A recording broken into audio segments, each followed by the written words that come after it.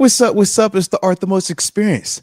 And I'm Art the Most, so you already know what time it is. And yeah, we got football tonight. Shout out to NFL football officially being back tonight. Not preseason, not what we call the fire drill, or what my man Mark Bergen likes to call the war reenactments, where it looks like the real thing, sounds like the real thing, smells like the real thing, except it ain't the real thing. All that goes out the window tonight, baby. We got action. Cannot wait. Super excited. Hope all of yins are sharing in said excitement as well, man. Cowboys, Eagles, NFL kickoff game. And we get to see the homie GP George Pickens go out there tonight. Like I said, man, I'm hype about it, man. It's a vibe. It's a vibe. And then we obviously know what we got come Sunday. We here. We are here, baby. Super excited about all of it, man. But like I said, today is gonna be a fun one, man. Like I said, obviously we were going to do a nice deep dive into this Jets matchup.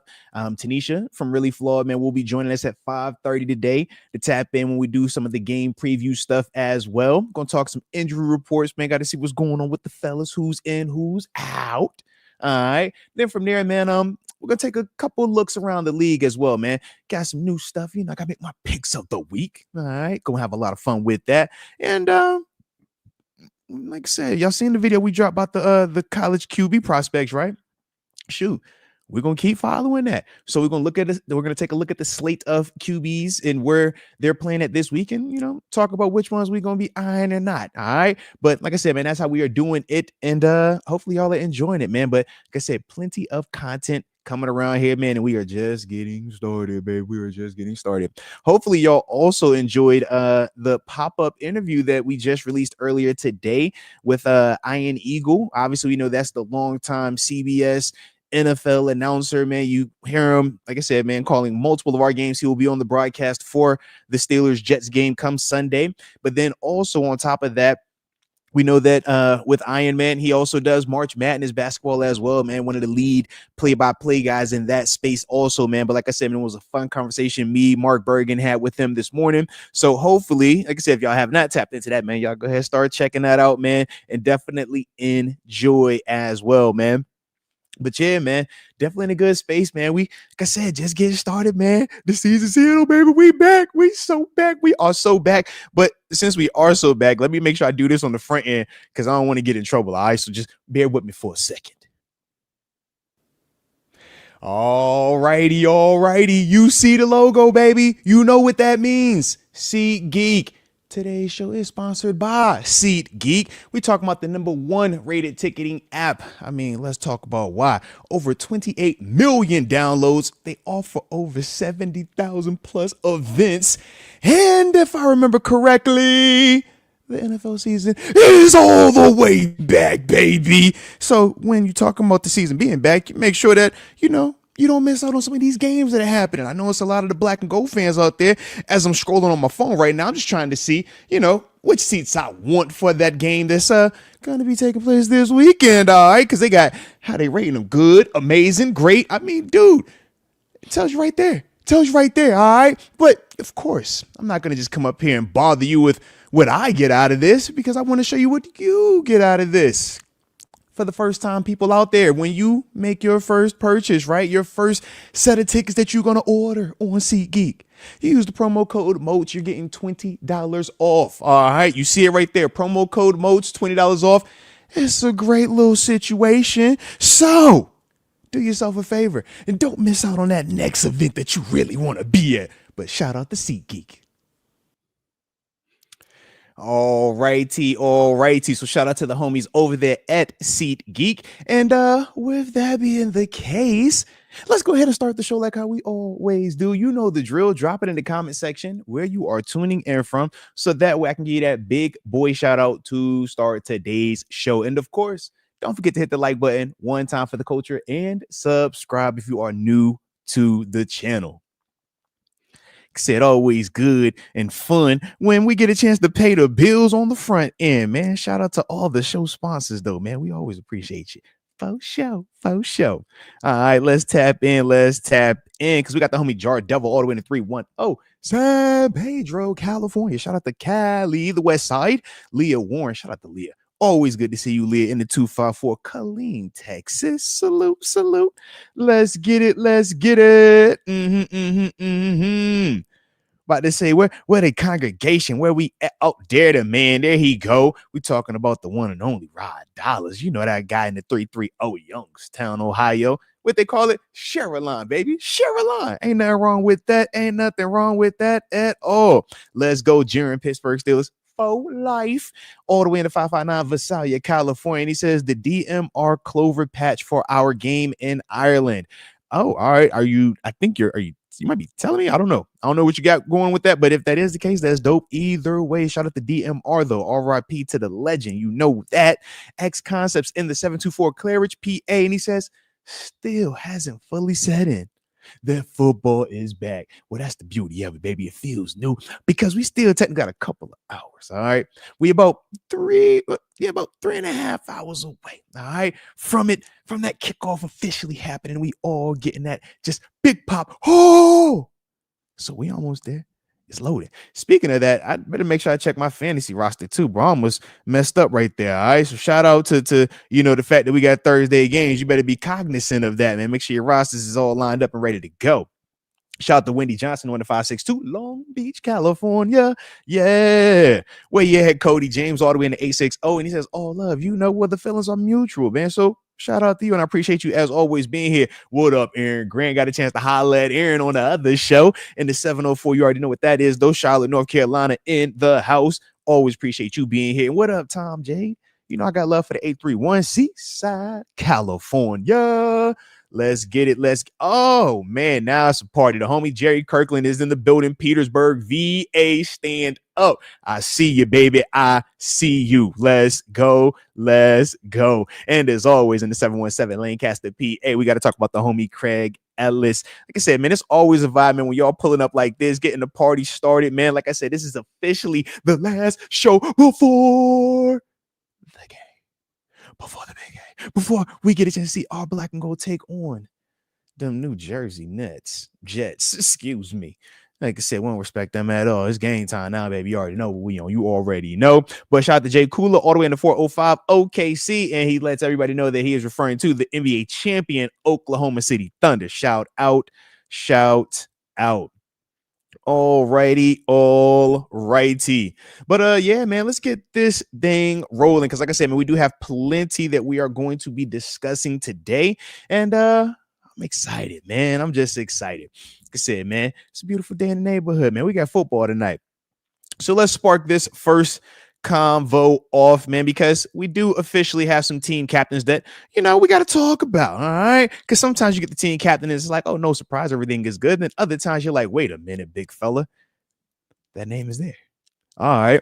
And without further ado, let's talk about these captains because we do officially have 4 team captains, man. And those guys are Aaron Rodgers, who's been named to as a team captain for the 15th time in his career. TJ Watt, we obviously know, man, that's the dude, man. This is his 5th time being named as a team captain, and all in the black and gold, which we might add. Miles Killebrew, his 4th time being a team captain as well. And last but certainly not least, Cam Hayward, 11-time team captain. Second only in terms of Steelers history team captain tenures, only behind Big Ben, who was a 13-time team captain. So extremely impressive, man, to see Cam Hayward get that 11th nod as a team captain. Obviously, as I told y'all, when I played here 2014 through 2017, those 4 seasons, Cam was one of those guys, man, heavily a part of the convo, voted as a team captain. I vote for him all the time. I'll call him the captain. That's the captain. All right. Leadership, man, across the board, work ethic, everything. That's what you love about Cam. Now, obviously, I'm a little bit surprised, or some of us were a little bit surprised when his name popped up, just because of we know how the off-season / training camp kind of went with the hold in, and it was like, all right, is he gonna come back? Are we gonna get new money for him, or is this gonna be like an awkward situation in week 1? Still never really got a conclusion to that, but we do know that he's been back practicing, and that's the positive part. We talked about that. I believe it was Mark Bergen had first dropped a video on it leading up to that Panthers preseason game, even though he didn't play in that game. So it was just good to see that Cam was back practicing, being back in the facility, even though, from a contractual standpoint, it didn't appear that anything had been amended or modified for him. So to my understanding, contractually, that's still kind of the same place right now. We will see if anything changes. They still got a couple of days, obviously, before the kickoff on Sunday. And yeah, I've seen those deals get done literally the night before, like literally the Saturday meet. You'd be like, hey, bro, you got the deal done like right now. Like, yeah, just like right now, right before I came in here. So anything can happen. So I do like that. But I will say this, man, I anticipate Cam playing. I don't anticipate, that being any type of friction. Because first, I don't think he would have been practicing if he wanted to take that approach of, man, if you guys aren't going to pay me, I'm not playing week 1. I don't think he would have been even out there in that situation, but I do feel like there's some type of mutual understanding between him and the organization. And I think that with a guy like Cam, man, I just trust his judgment in it. Obviously, none of us have been in a position to where you're, asking for more money after the situation that he's already had in terms of the money he's acquired. But at the same time, the production that Cam has presented is very unique also. So I think that that's why the situation is so different. But as a whole, it is still good to see that within the organization, within the team, the roster element of it, those guys still view Cam as the guy that they want as one of their leaders of the team this year. So I do like that a lot. In terms of the overall leadership, though, that we're seeing with these captains, multiple time repeat guys, man. When you talk about Aaron Rodgers, a 15-time team captain, man, I just told you Big Ben was the most captained person for the Steelers, right? In the history of it, 13-time team captain. Rodgers been a 15-time team captain. So just to let you know that level of experience, that level of leadership, it should pay dividends. That should be something that we can lean on and rely on, when things potentially get rocky or even when things are going well, to understand that, hey, man, we can't take our foot off the pedal. We have to maintain this. We have to keep this thing going in order to reach the thing that we're all trying to get to. And I do also like the fact that with Aaron Rodgers, as that 15-time captain, it's like, man, you're talking about a guy that has led both as the player himself, individual, right? 4-time MVP, but then also from a team standpoint, where we talked about the Super Bowl that he won, which we obviously know who, we're on the other side of that thing. But to me, I just like the fact that, man, you got that type of leadership at the position. And this is the guy that has to lead your organization, lead your team this year. So I feel confident in that. But I also like the fact that it's not all on him like it was in New York and how it was for him in Green Bay. He has a coach in here that still knows how to run things. So I do like that. In terms of TJ Watt, though, man, TJ is TJ, man. He's always going to be a team captain if he's in Pittsburgh now, man, because, I mean, shoot, when you get 100+ sacks, you're the highest paid, or at one point we're the highest paid non-quarterback in the history of the game, this comes with that, man. But the expectations are there, and we know what to expect from TJ because he delivers. He's consistent, he's reliable, and his leadership reflects that. And you look at the younger guys and how they respond to him. We talk about guys like Alex Highsmith, Nick Herbig, how we've seen their game be positively impacted from TJ Watt, right? I look at Jack Sawyer and I'm like, shout out to Jack Sawyer too, man. That dude, you walk up on it in person, because he was also out there at that the charity event that we're doing for the service members. Dude definitely is a freakazoid, man. In terms of the size on him, you're like, yo, that's why you were Ohio State guy. You could tell Ohio State guys stand out. He for sure passed the eyeball test. And it's like, man, now imagine you get in that type of frame, but with TJ's tutelage, with TJ's ability to teach him, man, these are the little intricacies of the position. To me, that just makes me feel even more confident. So these are the things that we talk about, the impact of these guys being named team captain. Is not just, oh, these are cool names to say. It's like, no, let's talk about why they matter, though. And I think that that's the cool part about those three guys specifically. But then when you take it to the special teams vein, Miles Killebrew, I mean, let's be real. Miles has been a dog here. I mean, he was obviously a dog when he was in Detroit, but he's a dog here. And when you watch how he plays the game, man, he plays it the right way, both on and off the field, man. But he's a dude that's been super productive since being here, super reliable since he's been here. And I think that when you're talking about leadership from a special team standpoint and getting guys to buy in, Carson Bruners, right? The younger guys who are going to be making their first NFL season run at being team guys. Yeah, Miles Killebrew is going to be that guy that can pull him to the side and say, look, bro, I know you want to be the starting linebacker. All right. He could pull over that young running back. Hey, I know you want to be RB1. I know this. But let me tell you something real quick. You see Patrick Queen right there? He getting 10 mil, 12 mil a year. You see Peyton Wilson right there? They drafted him really, really high, and they like him a lot. You see that running back named Jalen Ward? He's getting $7 million this season, baby. Y'all not going to be out there. Your position is special teams. That's what Miles Killebrew can articulate to those guys in a way that they're going to understand it. And he can also show them that, look, you can still have success and still make millions of dollars just playing in this particular phase of the game, man. So be dominant in it. Connor Hayward's a prime example of that. I know people like to focus on him from an offensive standpoint, but I always say, man, cut the tape on Connor when you watch him on special teams, and you'll see why he's here, why he has a spot, because that's what he brings to the table. But guys like Miles Killebrew can highlight that. Guys like Miles Killebrew can keep that motivated and encouraged while they're working to get those spots that they want on offense and defense. Because we all go through it, man, at this level. I know myself. I had plenty of times where I was pissed. I'm like, bro, I'm supposed to be sorry. I got to run out here and run this day on kickoff. I don't even know what the heck the lineup at on kickoff. I got to go do it. And it's like, all right, well, if you can't do this special teams, then you're never going to get that chance to make it to the defense to show what you can or cannot do.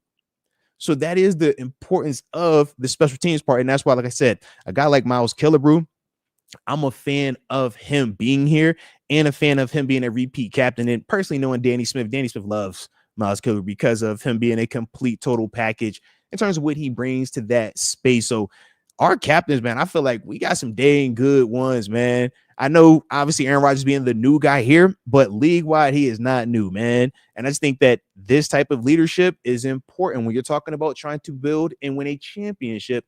All of the things matter. You got to have talent. You got to have youth. You got to have health.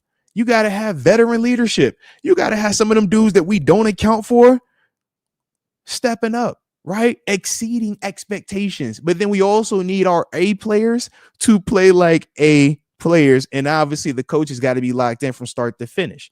Those are all the things that it's going to take, in order for us to be what we want to be at the end of the year, which is champions with the confetti on us. But this is the start of it, man. So we are about to find out, man. We are for sure about to find out. But you guys, let me know your thoughts though on the team captains, man. How you feel about the guys?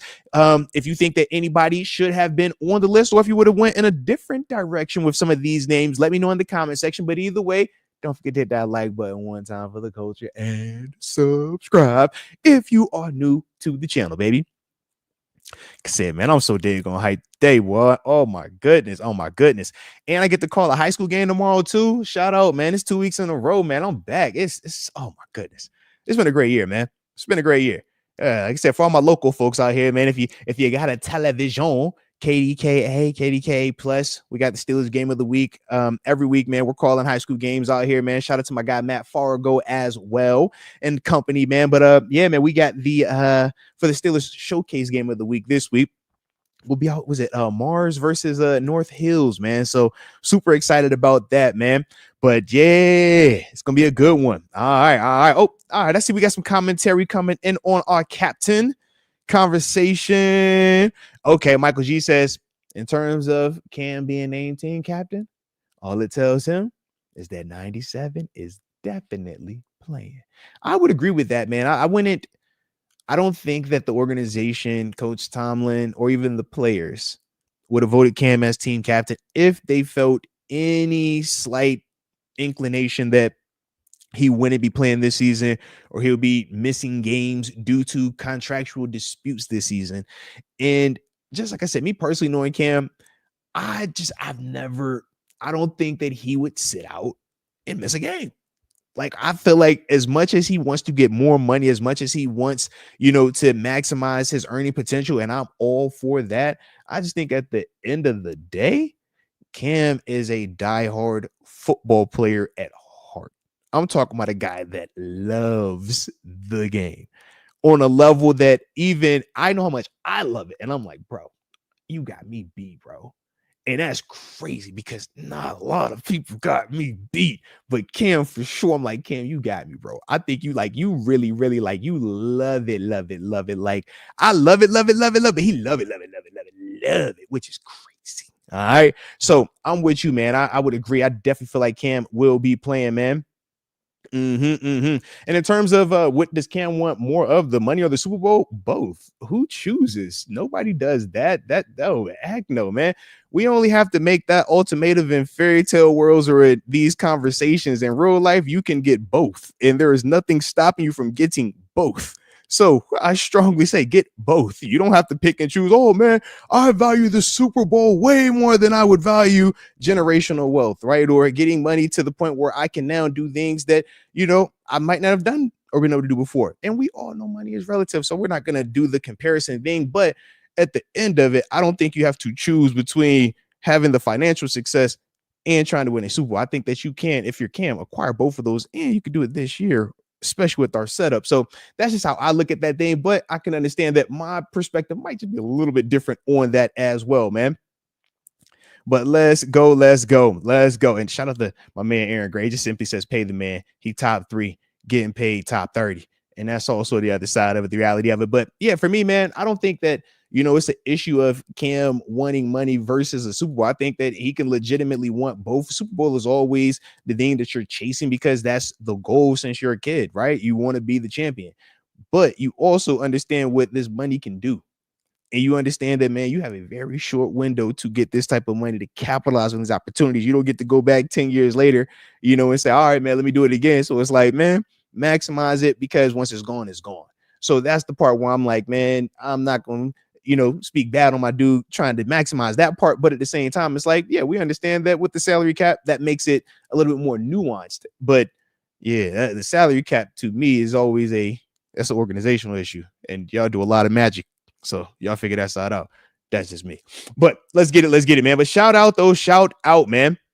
Like I said, man, I do like the fact, though, that, like I said, man, with this leadership, though, man, with these 4 guys, man, I think that we should have that part locked in, man, in terms of one of the pieces checked off, right? It's a long list of things you got to check off, man, to get to that Super Bowl game, right? Check this, check that, check that, check. And it doesn't get easier as the road, as we get down that list. No, it starts to get more challenging. It's like, all right, did you get everybody to training camp? All right, check. Did everybody have a good preseason? Check. Were we healthy going into week 1? Last year, we couldn't check that box. Think about last year, man. Are we healthy going into week 1? Last year, no. We didn't have Russell Wilson, who they wanted as, in terms of Coach Tomlin, right? That's on record. That's who they wanted as their guy, starting quarterback. First 6 weeks, he wasn't available. So we didn't even come into the season with all the pieces that we even wanted. Right now, we at least have that checked. Now, we know with Derek Harmon, got to work his way back, but at least that doesn't sound too bad in terms of how long he's expected to miss. We know he's going to be ruled out for this week. We'll talk about that in a second as well. But as a whole, we're like, man, we've checked off the box of getting to week 1 healthy. And those are some of the things that we're like, yo, how do you win a championship, man? You got to, these are the things we're looking for right here, man. So I do like that part. But now we got to start getting to the next part of it, which is, in some of these matchups, man, and how we got to operate in these matchups. And I think that's, like I said, going to be the fun, the nuance, the details that we'll get to. And that's what we do over here, right? When we're following this journey and we're creating the content, man, it's like, bro, we want to watch, we want to see it. We're going to study it, analyze it, critique it, have conversations about it, get different perspectives and opinions. But as a whole, man, we just want to understand it and appreciate it. Or, look at it and we're going to be like, all right, that ain't enough, man. We got to get it up out of here. Or we're like, all right, we like it. Hey, keep it here. But either way, man, I'm trying to enjoy it one way or the other. So let's get it. Don't forget to hit that like button one time for the culture and subscribe if you are new to the channel. All righty. Let me take a little sip before I get to the next topic. And let's see, we good on time as well. Like I said, man, we will have TaNeisha from Really Flawed Football Channel, man. She will be joining us at 5:30 time frame, man, to talk some of that game preview, man. So I'm super excited to do that with her today. Let's go.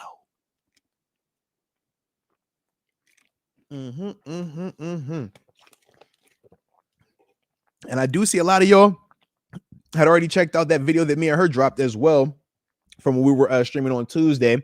On Bloody Tuesday. This is what happens when you got kids, man. All these little scenes and stuff like that. I'd be like, I'm tired of 6, 7. It's Bloody Tuesday. It's Tuesday or a Jet 2 holiday. Kids.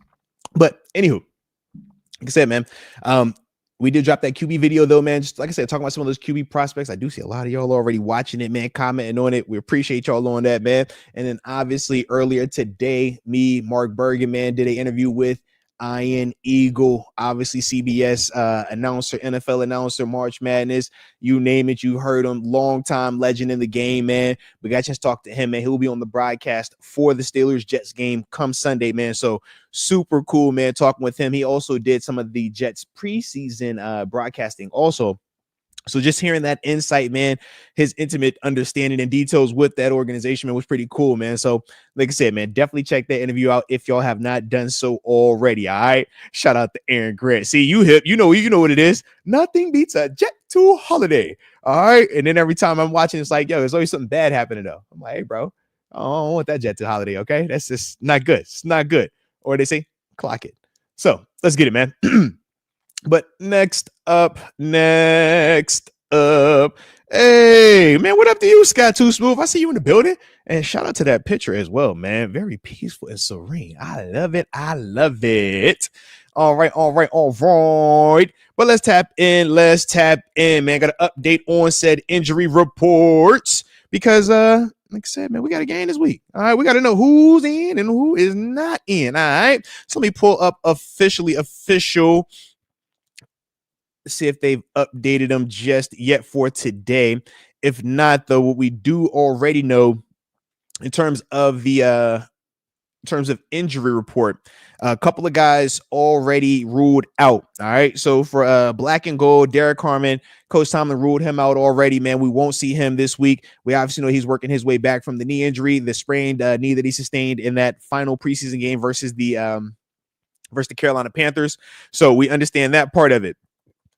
From the Jet side, they have already ruled out Elijah Vera Tucker. He tore his triceps, so he will actually be out for the season. So that's a big blow for them, and that was a guy that they were anticipating being their starting right guard. We'll talk about the impact of that later on when TaNeisha gets on for the game preview, all right? But like I said, man, Elijah Vera Tucker is going to be ruled out also, all right? In terms of any other of note injury designations, Coach Tomlin did bring up Nick Herbig, just in terms of, we know he's working his way back from a hamstring injury. He was listed as limited in yesterday's practice and limited in today's practice.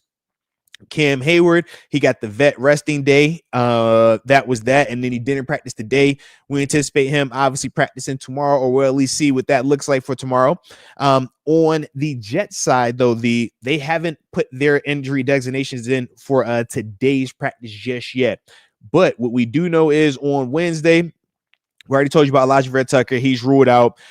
Sauce Gardner, he's been up here a little bit, man. He has a fibula he's been working with. He was limited on Wednesday. We'll see what that is today, but they fully anticipate him playing. I don't see any, thing keeping him off that field. And then a oldie name, but a goodie name, man. Shout out to Chooks, Big Chooks Okorafor, man. He's over there as well, man. He had a DNP with a hand he's been dealing with, but he's not supposed to be the starter or going to be seen out there barring injury, because obviously they got some new people on that old line that we will talk about. Like I said, man, when I get with TaNeisha at 5:30. All right. But to me, though, man, when I'm seeing, in terms of the availability, I like that. We obviously know that Coach Tomlin talked about some of the guys going to be rotating a lot more due to the injury, but he also brought up that, early in the season, you rotate D linemen anyways, man, just because you want to keep those guys healthy. And from a conditioning standpoint, it's hot, they're big. It's the first time you playing that many plays. The engines internally are revved up to a level that haven't been revved up in a while, regardless of if you play in the preseason or not. Nothing feels like the regular season. And regardless of how many preseason games you played in, nothing feels like week one. So that's the other part, man, when you're talking about, some of those bigger body guys and why you're going to see a lot more usage from our depth. That's the big reason behind it. So we know, man, guys like Keanu Benton, Cam Hayward, we expect them. But Isaiah Loudermilk, shout out to the Milkman. Always good to see him, man. He's going to get an opportunity to play a lot more. Daniel Equale, he's going to be playing a lot more. Logan Lee going to get some opportunity. YA Black, obviously, Azezi Otamiwo, he's also going to get some of those opportunities. Like I said, just because at that portion of the season, the more bodies you play, the better. And we won't be the only ones doing that. That's a league-wide thing, man. It's what you do. Because otherwise, those big body dudes, man, that engine gets to running too hot. They start pulling stuff, soft tissue injuries, or you find them and they can't, slow the heart rate down. Now they're looking like they're tired or looking like they don't want to play. And it's hard to tell the difference between a guy that's tired and a guy that doesn't know what they're doing because they don't move. They just like, oh, I can't breathe. I'm laboring. All right. So those are some of the things that, like I said, will be a little bit of a byproduct of the Derek Harmon situation, but I don't anticipate it being something that's overly, impactful in a negative way for us in terms of the rotation, because that's what we were going to be anticipating doing anyways. All right.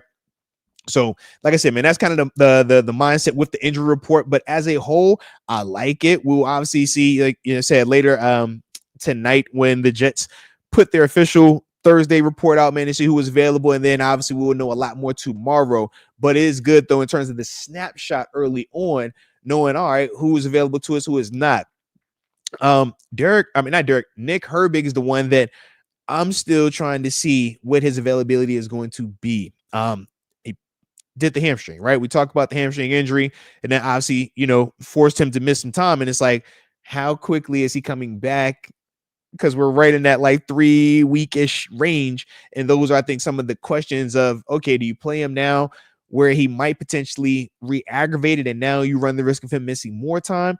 Or is it a scenario where, all right, we feel like, just let him sit this week, man, give him just that one extra week. And now we feel extremely confident in his ability to go out there without re-injuring himself. Those are some of the things that I'm sure internally they're still debating and trying to figure out what the best thing is. And I think Coach Thomas specifically talked about, allowing Herbig's availability through practice, how he works and what that looks like to ultimately determine if he's going to make it on Sunday or not. So, like I said, man, we will see with that, man. We'll keep a close eye on the young Herbig, man. But here we go, baby. Here we go. All righty. Said, man, I'm just glad that we back, man. I've missed it. Oh, how I've missed you, football. Oh. I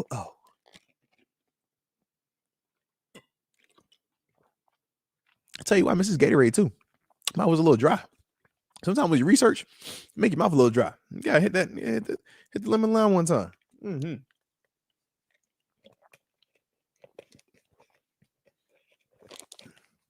But shoot, man, don't let me do all the talking. What y'all getting into today, man? Where y'all at right now as y'all watching me scream?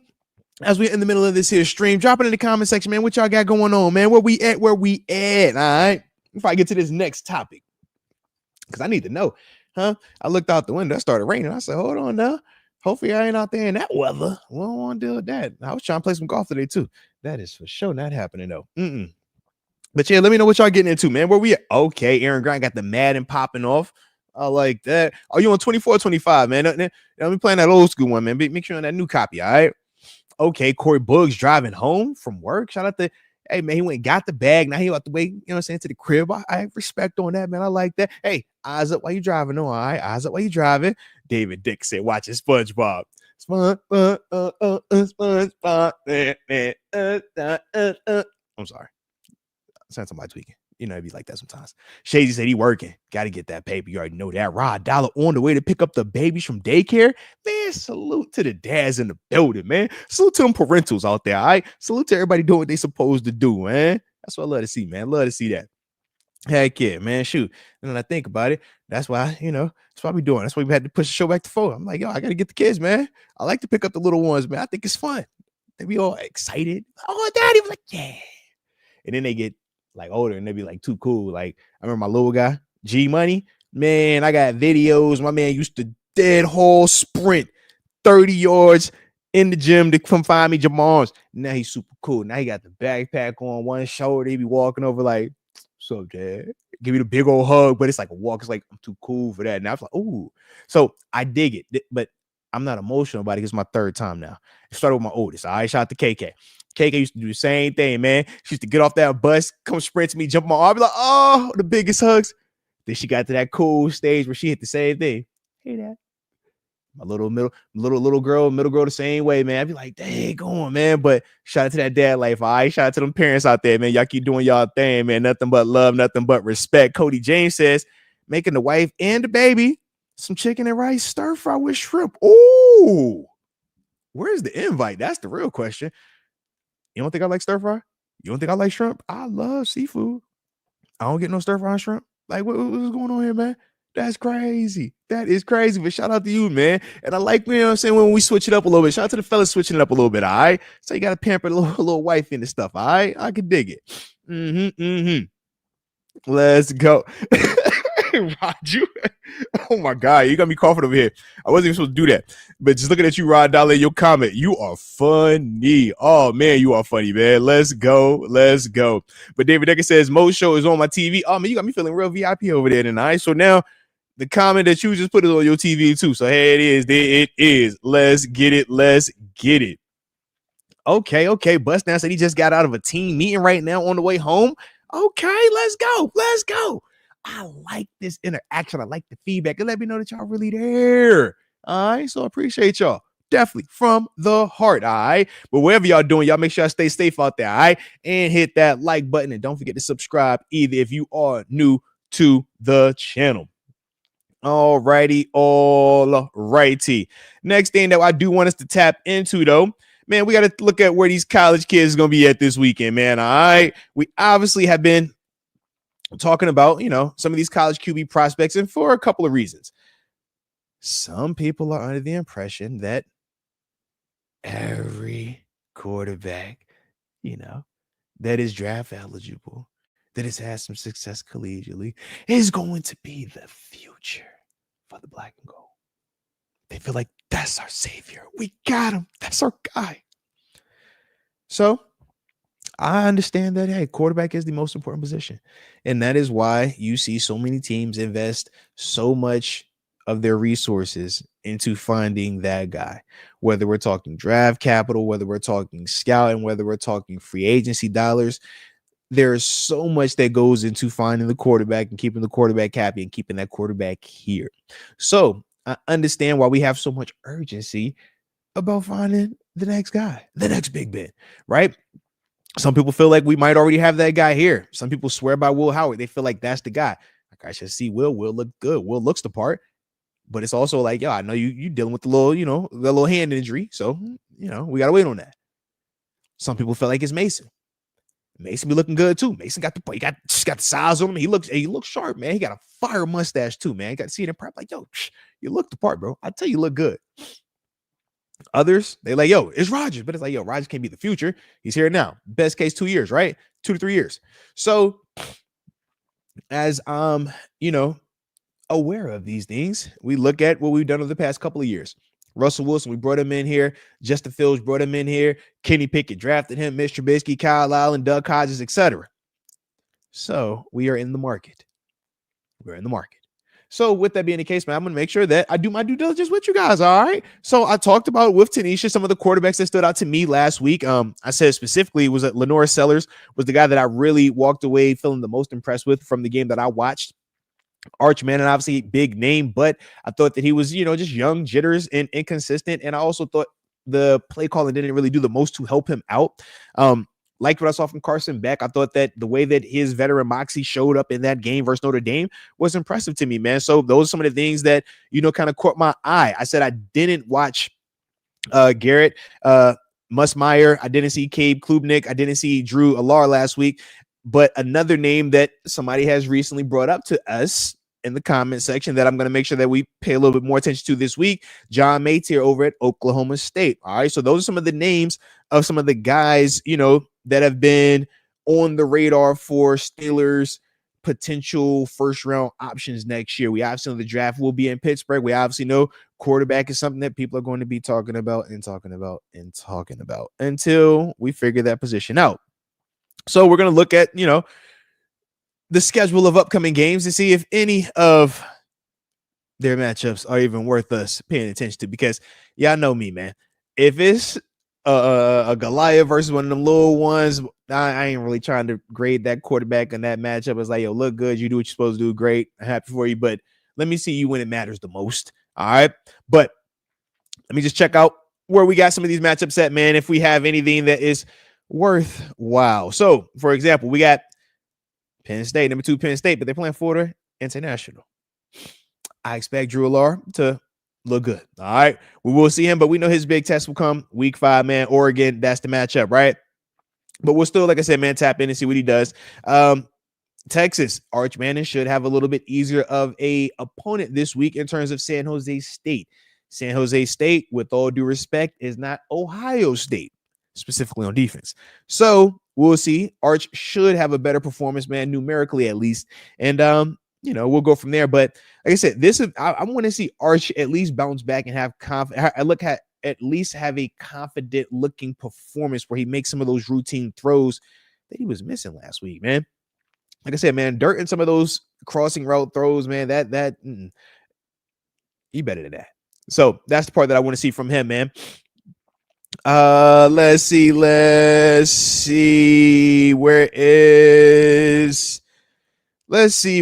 LSU is at this week, man. I'm going down the list, right? Let's see. Oh, where are they? Where LSU at that week? Hey. Well, it's a lot of college games I had this week, too. Holy smokes. All righty.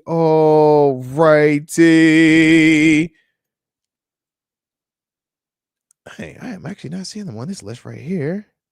Let's try that again. But I say because I know y'all got the game this week. So let me. Who y'all playing? They play on.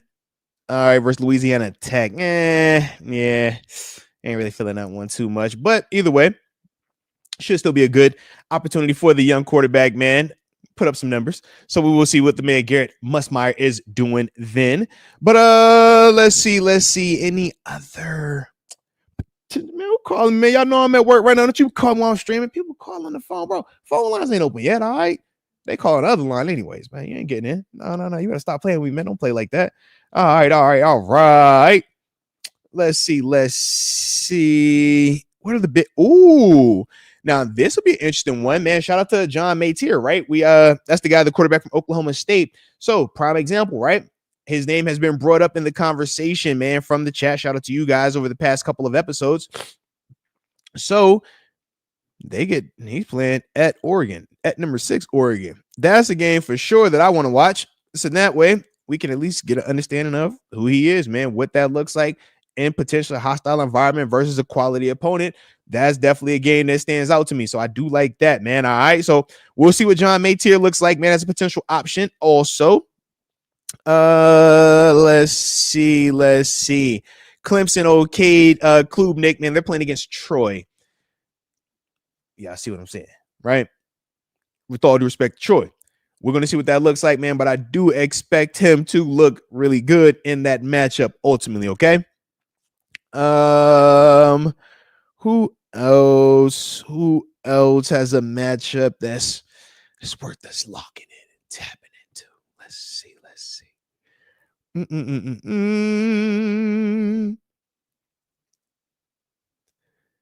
Where is Miami? We got Carson Beck in Miami, number 5 Miami versus Bethune-Cookman. With all due respect to Bethune-Cookman, and I love their band, that's what that's gonna look like, bro. All right, shout out to Bethune-Cookman, with all due respect. Shout out to them. South Carolina, number 10, South Carolina, Lenore Sellers, but they're playing against South Carolina State. So rivalry game, I got it. It's a rivalry game. It's a rivalry game, but y'all also catch what I'm saying as well, man. So yeah, we're gonna not a lot of action this week in terms of tough task following that week 1. And LSU, like I said, man, with the Louisiana Tech, in state to in state. So we'll see what that is. But yeah, not a lot of, from my perspective, highly competitive quarterback matchups, man. So like I said, man, I am gonna watch though John Mateer, though, with Oklahoma State, since they are playing Oregon. I do think that's a high quality matchup. And at least from an evaluation standpoint, man, we'll be able to see how John Mateer handles high pressure situations, man. Oregon, they got a lot. They bring a lot to the table. They have obviously extremely high expectations for what they're doing over there. And yeah, we got to see John on the road, man. It's at 3:30. So shout out to that game.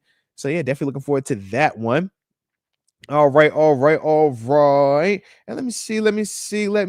So, like I said, man, not a lot of sexy matchups as it pertains to these quarterbacks. But like I said, we will see what my man John Mateer does in his opportunity against Oregon. And then from there, we'll spin the block and do this again next week as well. All righty. Oh, and I do see where my man at. I just saw your comment. Oh, Austin, what was it? Austin Austin Powervich. Excuse me on that one. He asked who does Norfolk State have this week, man? Norfolk State, my man TG, Terrence Garvin, and Mike Vick over there. They play at Virginia State. All right, versus Virginia State this week, man. 6 p.m. start as well, man. So prime time action. That's what I'm for sure gonna be tapping into, just because, like I said, that's the homies over there. I gotta do it. I can't help myself. They're my man's them, all right? Gotta check them out. But let's see. Is there anything else on the docket? College game wise this week, this, popping off.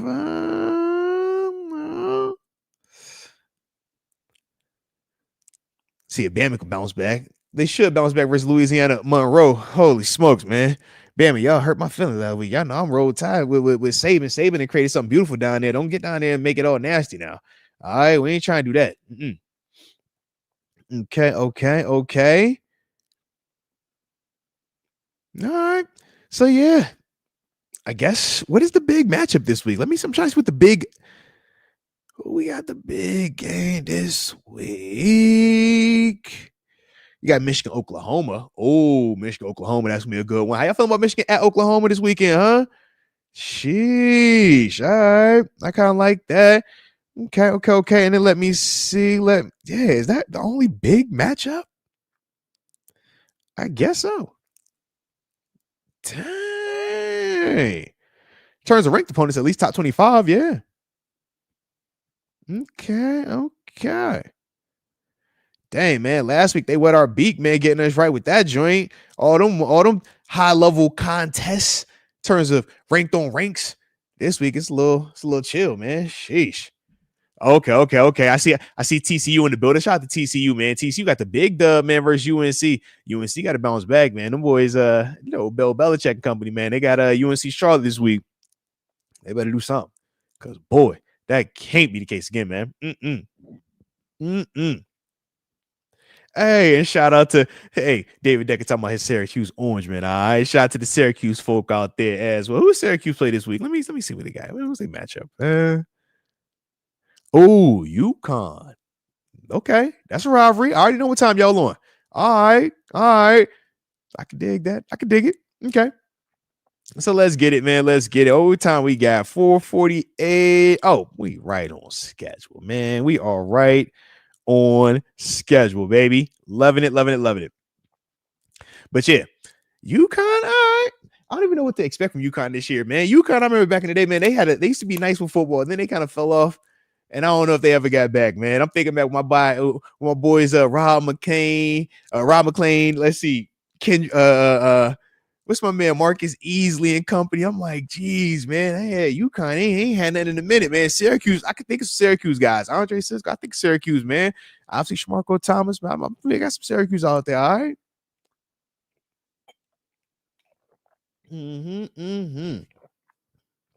Shout out to the Glacier Freeze too. Ooh-wee.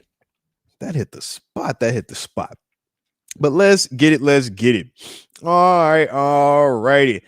But now we got to do some of my picks for the week. All right.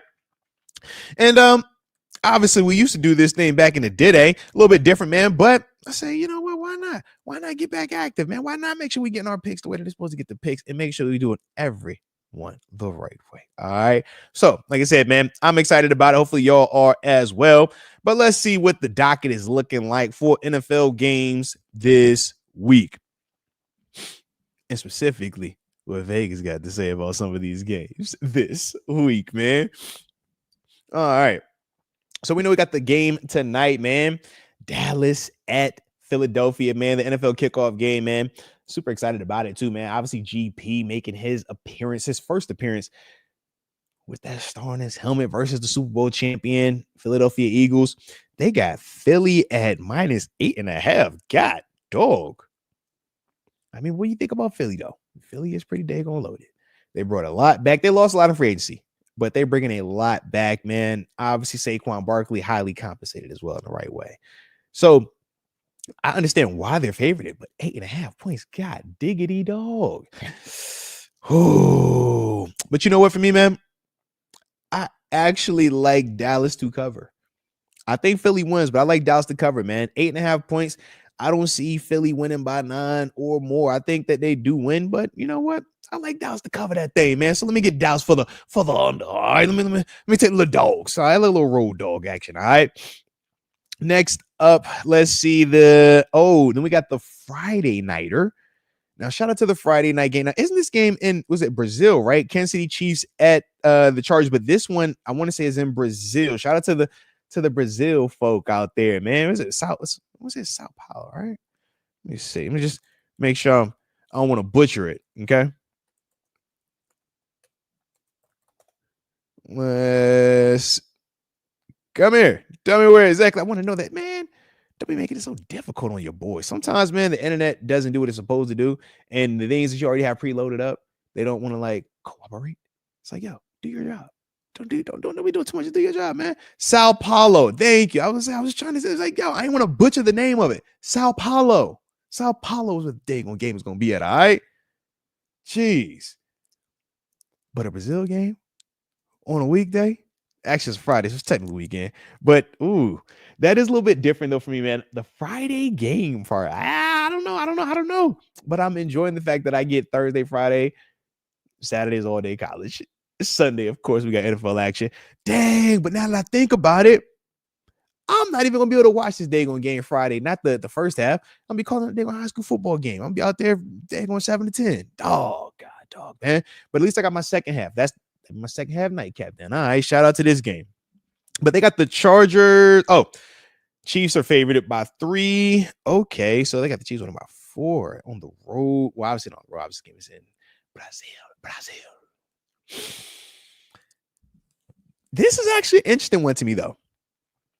Because when I think of Harbaugh, obviously we know what they did in terms of bringing in Amarion Hampton. Najee Harris is cleared. He's back over there now. They got a nice old line. They lost Rashawn Slater due to injury. That's tough, though, man. Defense is really good. Got the homie Bud over there. Shout out to Bud Dupree, the homie. Derwin James over there, too. But we talking about my homeboy and company, man. Juju out there. Chris Jones. Kalafdis. Yeah, that's tough. Weird. Oh, as much as I want to, as in my heart, everything is saying Chargers. I'm gonna be so wrong. I'm like, yo, Chargers should win this. Chargers, I think, win this gutter gritty. But my problem is, it's Mahomes. He is the X factor, and we already know whenever it's a close game, he finds a way. Yeah, I like the Chiefs, man. I like Chiefs get that in the first game, man. So, yeah, I got them winning this thing, man. Obviously, the favorites, so they win. And I say they cover as well, man. Yeah. So, go Chiefs, man, for that one. But that's an interesting one, man. That Friday night in Brazil. Shout out to it, though, man. All right.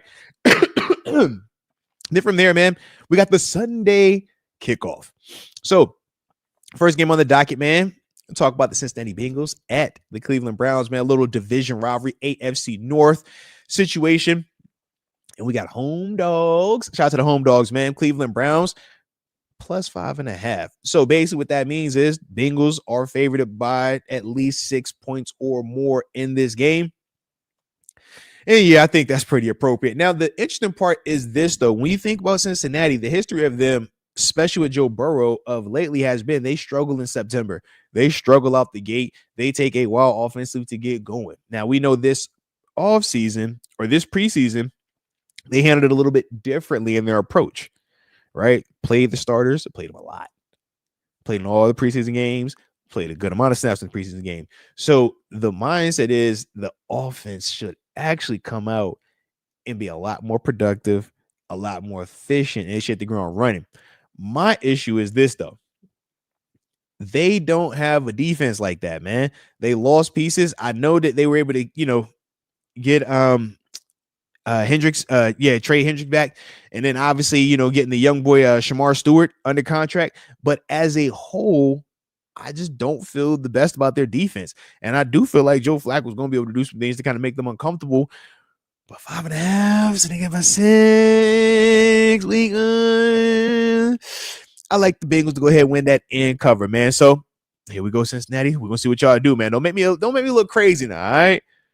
Make me look crazy. And I like y'all colors too. That black and orange, it's the nostalgia. I know I'm a Churston trucker. All right. Shout out to the 757 Portsmouth, Virginia. If you know, you know. All right. But it's just one of them things, man. All right. But I do like them to get that win and cover. Shout out to Vegas, though, man. They made that one tough. The 5.5 in September that's a nice touch right there. And this will be a good one right here, man.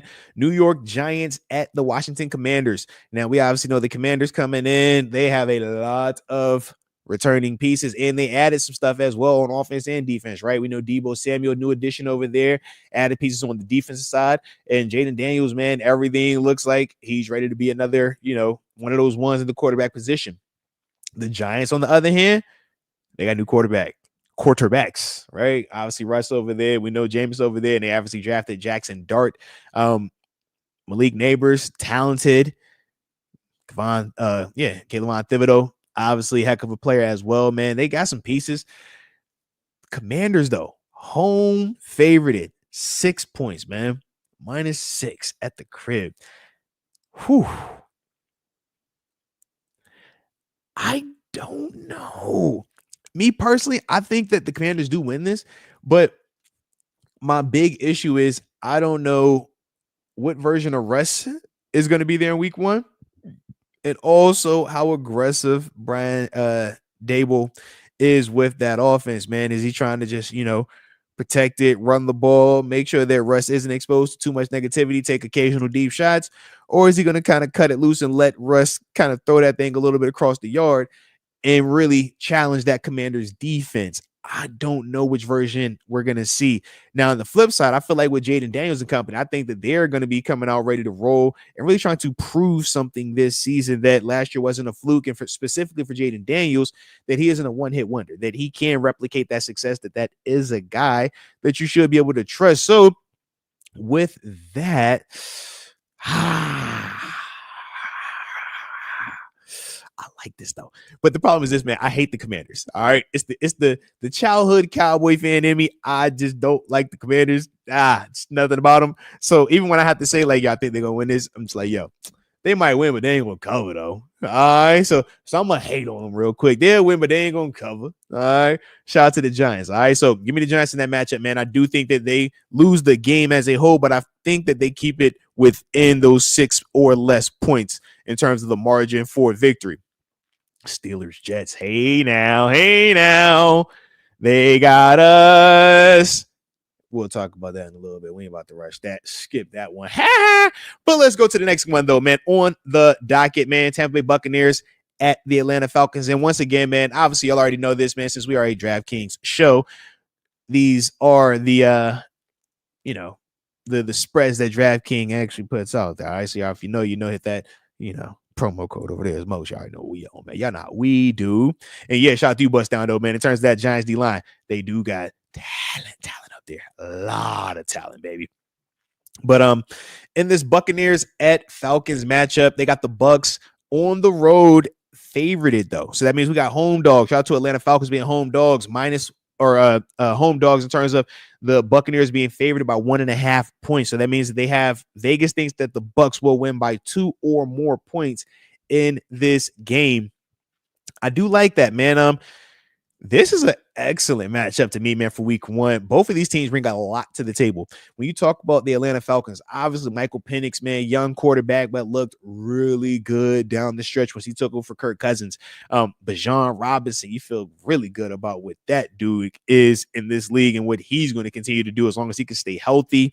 Kyle Pitts and company over there. Like I said, man, they feel good in Atlanta. They feel like they got something they can compete to win that division in Atlanta.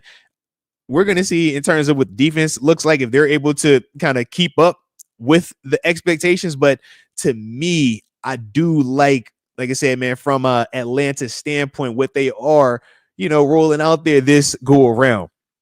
But on the flip side, when you're talking about Tampa Bay's bringing a lot back, man. And Baker is a son of a gun. I know people have wrote Baker off and they don't believe in Baker. I'm like, bro, y'all are tripping. Baker out here slinging that rock and he don't give up. All right. He over here ready to get active every single time. He gonna tell you about it too. And that's one of the personal things I do like about Baker. He played the quarterback position differently, man. He gonna talk smack to you. He gonna let you know, yeah, I did that. Yeah, what's up? And he's talented, man. But you look at the guys he's gonna be throwing that ball to, man.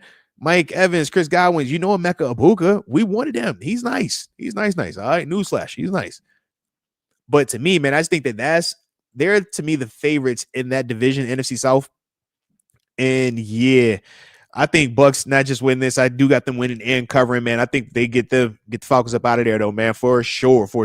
Shout out to Baker Mayfield, though, man. You talk about a guy that, that Brown situation, obviously, man, as a whole, his time in Cleveland was a success. The amount of production he had, the amount of success he had individually and team-wise, winning a playoff game, etc., all of that looked good. I thought the big knock was he was just too loud, man, in terms of the commercials, in terms of the personality while being in Cleveland. And then, the Deshaun Watson situation happens where they get a chance to go after Watson. They kind of messed that whole thing up in terms of pissing off Baker. It is what it is, though. But for him to see him go to Carolina, go out there to the West Side, was that with McVay for a little bit in the Rams, and now him find this home in Tampa, man. I'm impressed. I'm a fan of it, man. Keep doing your thing, Baker, for sure. Keep doing your thing. Next up, one of my old squads, the Arizona Cardinals. Shout out to the Cardinals. All right, they got them as big road favorites, man. They're on the road at New Orleans, down in the boot. Shout out to Louisiana, man. But yeah, they got the Cardinals as 6.5-point favorites on the road. Now, we obviously understand why they have the Cardinals as 6.5-point favorites. The Saints have a lot of I'm trying to see how we could put this. The way that their roster has been put together this year, with some of the injuries and some of the people that have left and some of the retirements that have happened, have kind of left them desiring a little bit more. Okay. Whereas on the flip side, you look at the Cardinals feel pretty confident, man, in terms of Kyler Murray. They feel really good about Marvin Harrison Jr. Defensively, they like some of the pieces they got over there, Buda Baker and company. So I get that. And it's week 1. Also, it's in a dome. All right. Climate. Nice. I like the Cardinals to win. I don't like them to cover that, though. I don't think they're going to win by 7 or more points. So I'm going to say the Saints actually cover in this matchup. I got the Cardinals winning the game, but the Saints will find a way to, like I said, man, cover that spread. I don't feel like they're losing by 7 points to the Cardinals, man, but we will see on that one. All right. We shall see. All right. Next up, though, we got the Carolina Panthers at the Jacksonville Jaguars. See if Travis Hunter is going to make his NFL debut on both sides of the ball. And they do have the Jags as the favorite, 3.5 points, man, since they are at the crib. Liam Cohen's first NFL week 1 start, right, as the head man. Shout out to what he's going to be doing down there in Jacksonville. But interesting in terms of the spread, a little bit closer than I would have thought. I don't know if this is more optimism around the Panthers or if it's more skepticism surrounding the Jacksonville Jaguars. Because to me, I think the Jags should win this game. I actually think they win this by, 5 to maybe 6 points in this game, man. I think Trevor Lawrence, I think the running game, what they'll be able to do with ETN and drawing a blank on my other guy that's down there.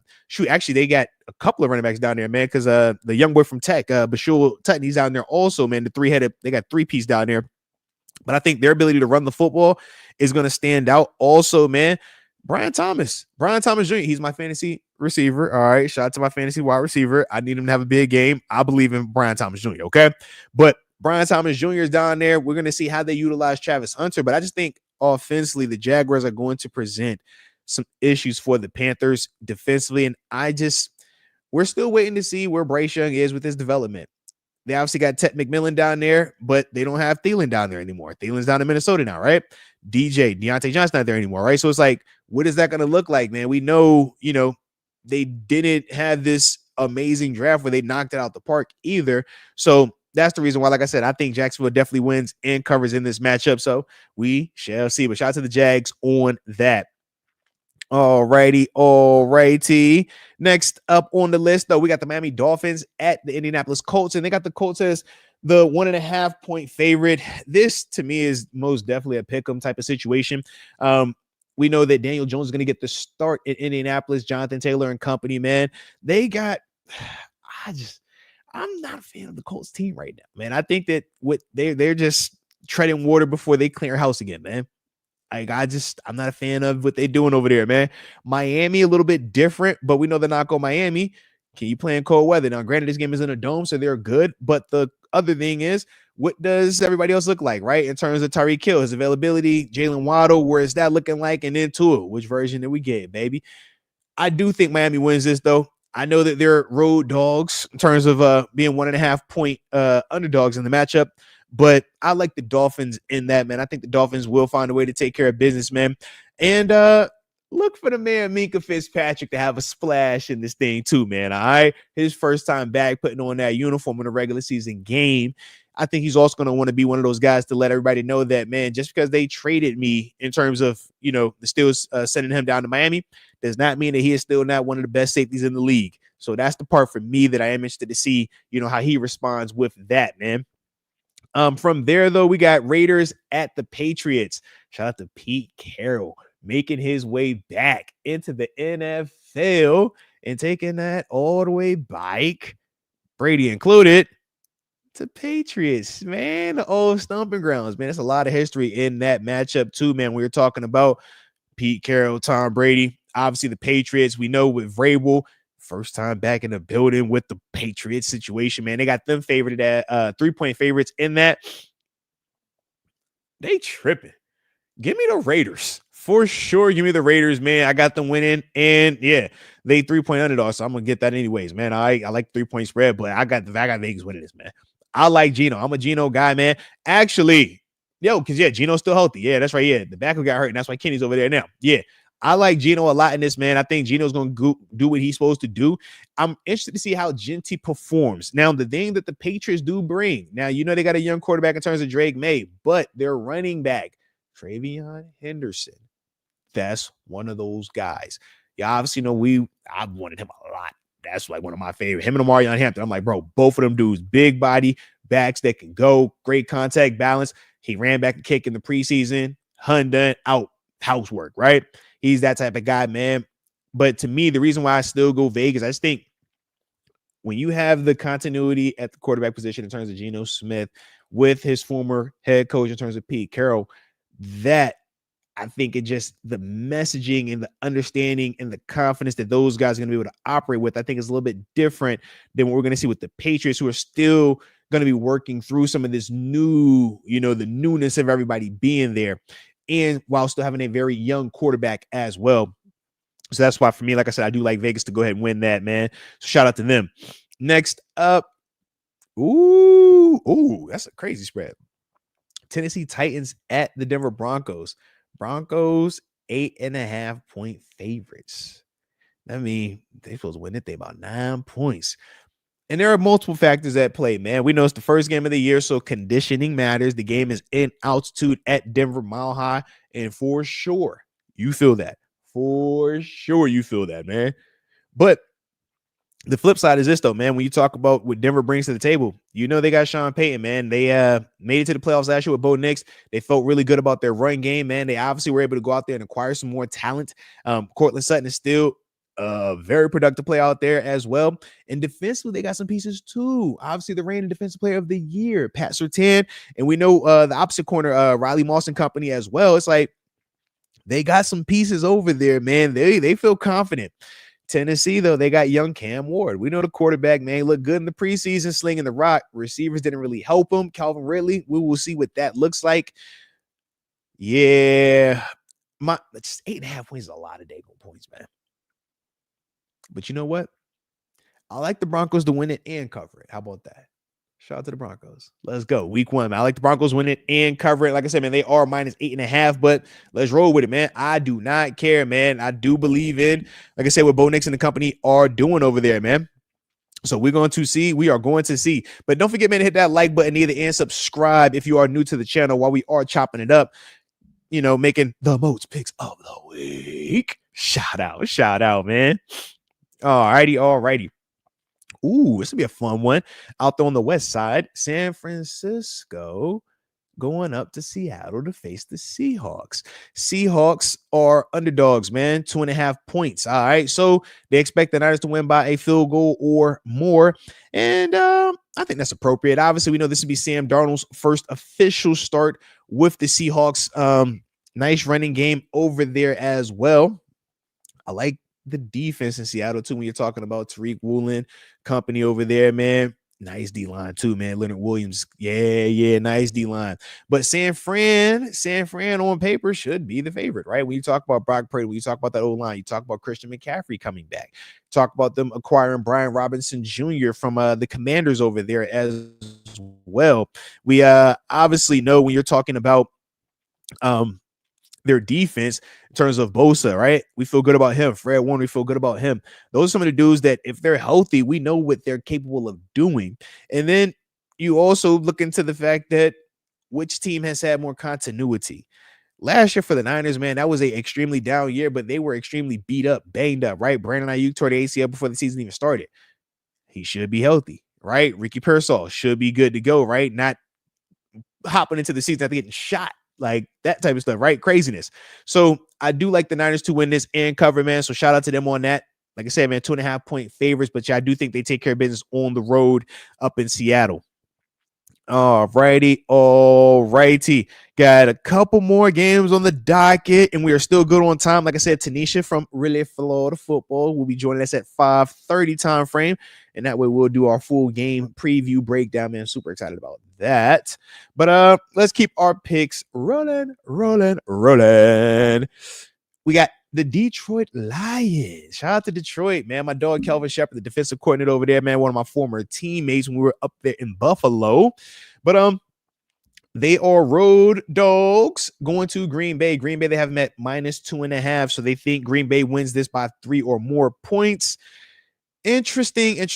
Obviously, when you're at home, especially, when you see that 3 points, they're basically saying if this was a neutral site, this would be a pick 'em. It would be flip the coin, man, because both of these teams are pretty even. And I would agree with that. Detroit offensively, we know, man.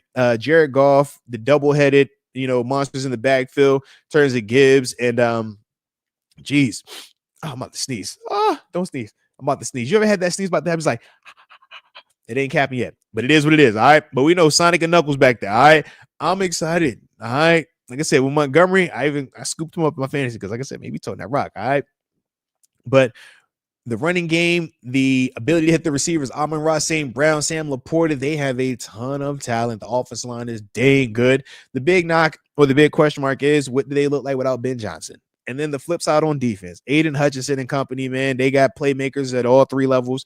Like I said, man, my dude Kelvin Shepard got the promotion, but he got the promotion because Aaron Glenn, who will obviously be facing on Sunday, the head coach of the Jets, was their former defensive coordinator. So it's just, like I said, moving pieces at both coordinator, offense and defense, that always gives you a little bit of pause, right?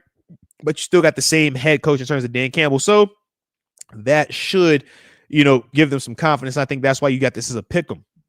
Because with Green Bay, Jordan Love, the expectations are very high. That receiving group out there, the talent they got on offense, defense, them acquiring Micah Parsons, across the board, they should be feeling really good. And if you're Micah Parsons, you should be feeling great. Hopefully the back is everything what it's supposed to be, but it's like, man, you're on an offense where they score points consistently. So you should be playing with leads. So that means teams should have to pass more, which then allows you to do what you do best and have the most fun doing, getting after the quarterback. So with that, I actually am going to go with the home with the home team right there, man. I do like the Packers to defend Lambeau Field versus the Detroit Lions in week 1, man. Not just win that thing, but win and cover. All right, because it's a 2.5 point spread with that, man. But yeah, I do have the Packers winning and covering with that, man. But that's going to be a good one, man. That's the 4:25 kickoff too, man. So we'll be done with our action. All right. That's Sunday, 1 o'clock. We'll be done. We having our feet kicked up, and we might, tap in on that one. All righty. Then let's see. We're getting down to the back end of the docket. Houston Texans at the LA Rams. They got the Rams as 3-point favorites at the crib. Stafford's playing, man. If Stafford's playing, I like it. Straight like that, man, because Stafford's an absolute dog. And you look at their wide receiver group out there, man. Devontae Adams, Puka Nacua and company. Know they can run the ball in terms of Kyron Williams. Defensively, Jared Verse and company, right? Shout out to them young boys over there on defense doing their thing. Like the Rams a lot, man. I think they had a lot they bring to the table. But then you got the Texans. Let me take a sip real quick for the Texans.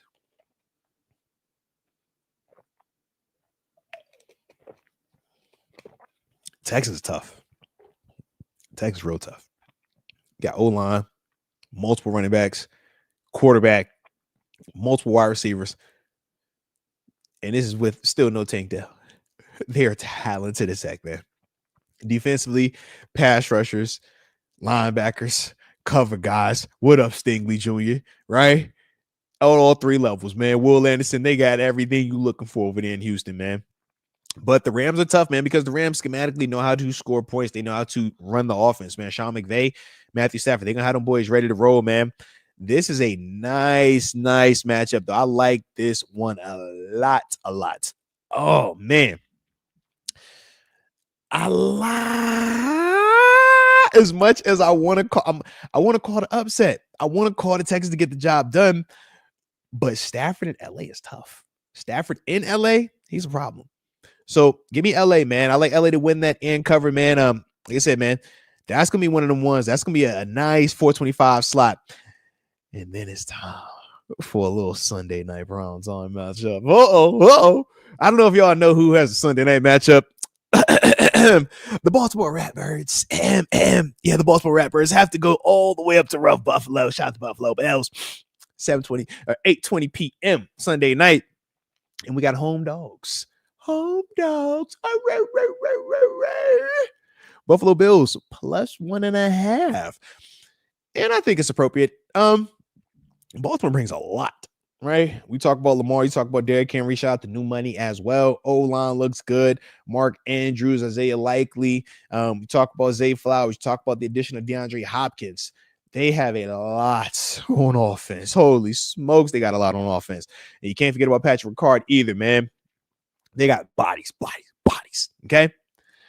And then you look at them on defense. You're like, God, dog. All right. Shout out to Cal Van Noy. He's still over there doing his thing, right? You bring in obviously Roquan Smith, but Trent Simpson. You talk about some of the young secondary players that are now developing, becoming, more consistent players. They have a lot, and that's a big reason why the matchup last year between the Bills and the Ravens in the postseason, the divisional round, went down to the wire. I mean, it was a back-and-forth game, man, extremely competitive in Buffalo as well. But then when you look at Buffalo, man, they got obviously the reigning, defending league MVP, baby. Josh Allen. Yeah, you know Josh freaking Allen. Just got married too, boy. He feeling good. Now he feeling real good. James Cook, new money. Khalil Shakir, new money. Dalton Kincaid, Dawson Knox. They got the big boy up front from Snow University, Deion Dawkins. And then, of course, on that defense, man, they got guys, new addition. Joey Bosa as well. Greg Russo getting after it. Milano, Bernard. I mean, they got pieces and playmakers all over the place out there, right? So you already know I got the Bills winning and covering that one. Don't even trip. Don't worry about that one, man. And don't you say I'm doing that because I'm a Bills fan or because I'm a Bills alum. Don't you do that, okay? That's not why I'm doing it. I'm doing it because we don't want the Ravens to win. We need the Ravens to lose. That's the whole reason why we're doing this thing, all right? So y'all already know the drill with that. Don't be tripping. But the last matchup, all right? The last one. And then after that, as I look at the clock, it's about that time. It's almost time to have Miss TaNeisha join us. I can't wait. All right. But the final matchup, man, Monday night action. Minnesota Vikings. Excuse me. Where's Lizzo? The Minnesota Vikings. Shout out. All right. We back, man. It's the season here now. All right. Minnesota at Chicago, though. Chicago, home dogs. Okay, Chicago 1.5 point underdogs in this, man. So they like the Vikings as the road team, and I support that, man. The only thing that I think will be different early on is what does JJ McCarthy look like. But I do feel like with O'Connell out there, I do feel like his ability to manage offensively what they're going to try to do is going to help JJ early on with some of those growing pains, with some of that, oh my God, man, we out here and it's really happening. Because no matter how much you've played in college, man, how much you played in the preseason, nothing feels like week one. Nothing feels like that first time when you come out and bright lights are on you and you know, oh, I'm actually going up against, oh, that's a dog.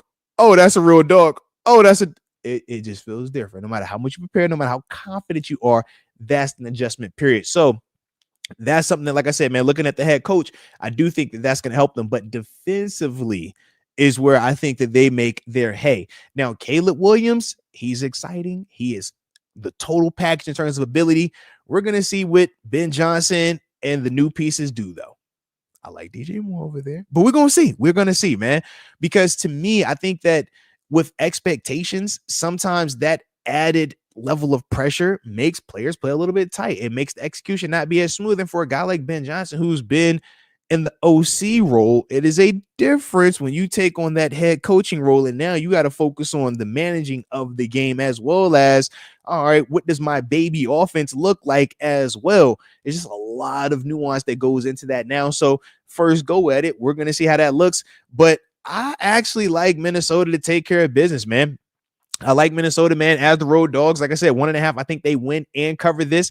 And yeah, I don't necessarily think that JJ is gonna, in terms of JJ McCarthy, I don't think he's gonna do anything special. I think he hits the guys he's supposed to hit, though. In terms of Justin Jefferson, you already know the drill. Get him the ball. Get it in the vicinity of him. Jordan Addison. Get it in the vicinity of those type of guys, and you're gonna have a good day. So I do think that JJ will be able to do that. And like I said, man, that's why I think that they take care of business on the road, man. But I like it, man. I like it. And like I said, hopefully y'all are digging that as well with those picks of the week, man. Like I said, man, that's something that we will be doing every week now, man. Now that the season is officially back, baby, because like I said, we so back. We are so back. But hopefully y'all enjoyed it. And if you did, don't forget to hit that like button one time for the culture and subscribe if you are new to the channel. Because as I look at the clock, oh, yeah, it's about that time. And as I flip back over, oh, I see the face that I needed to see. All right, we feeling good. Now we feeling good. So let me go over here. I'm going to take my sip real quick. All right, I'm going to get my headphones connected real quick. And we're about to be rolling because it's about that time. Oh, I'm excited for this one.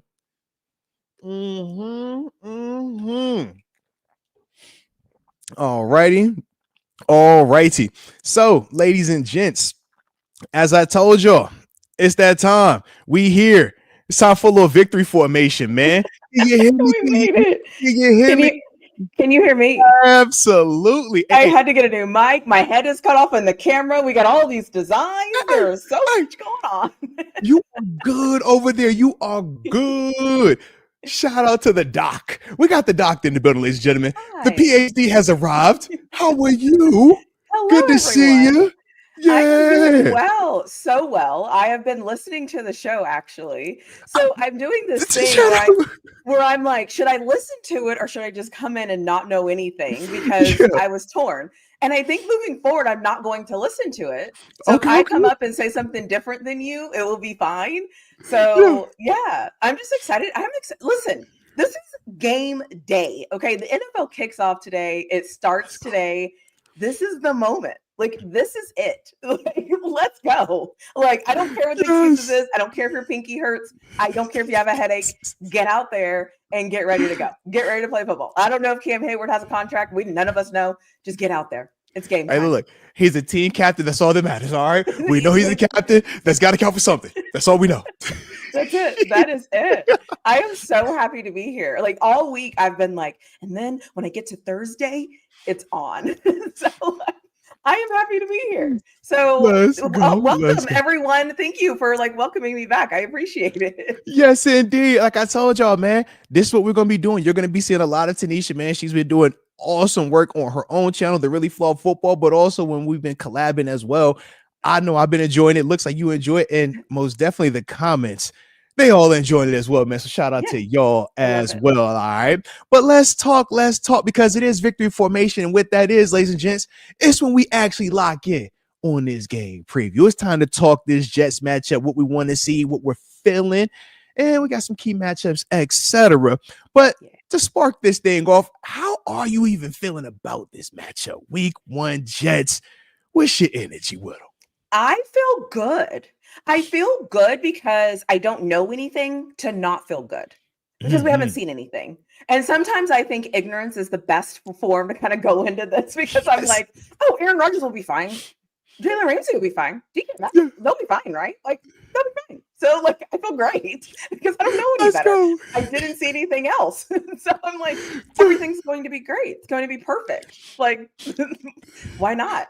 So, yeah. I know facts on that. And look, and I'm with you because think about this. If you go out there, it's different, right? Preseason, we know, man. Look, even if it was a bad play, it's preseason. We're not counting that.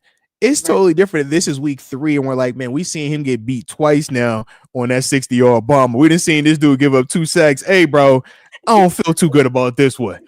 We can't say that going to this one. Literally, it's all. If you're an optimistic person, you might be looking at it glass half full. If you're pessimistic, you're like, all right, glass half empty. But nobody knows with certainty right now. And I think that is the exciting part and why optimism around the league is traditionally so high this time of year. But when I look at the Jets, I'm like, you know what? I think we got some things that we can attack, though. We should have things that we could get at them. Me too. Starting with go ahead, get off. Let's start with that. What is he? The right tackle, the 11th overall pick, 9th overall pick, whatever he is. Okay, I don't care at this point. Okay, he's on the other team. So all that cheering I did for him in college, I don't care. Like this defensive line needs to go to work on a rookie right tackle. Period. The whole right side of the line. I need the Steelers to challenge that entire right side of the line all game. Full stop. I love that. Let's do what we got to do. Let's rotate it. I don't care. Whatever it looks like. Let's just take care of that. So that's a matchup that I was like, okay, I know this is something we should be able to exploit.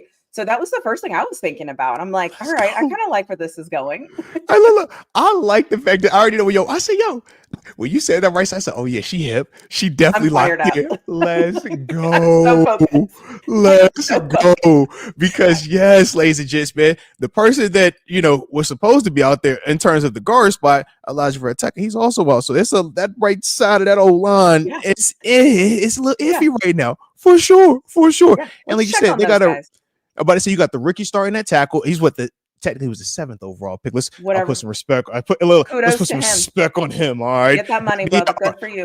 Armand Membu. Shout out to Armand Membu. All right. But that right side though, man, when you're talking about the continuity of it, that's the thing that kind of stood out to me because I'm questioning when you have a new center, right?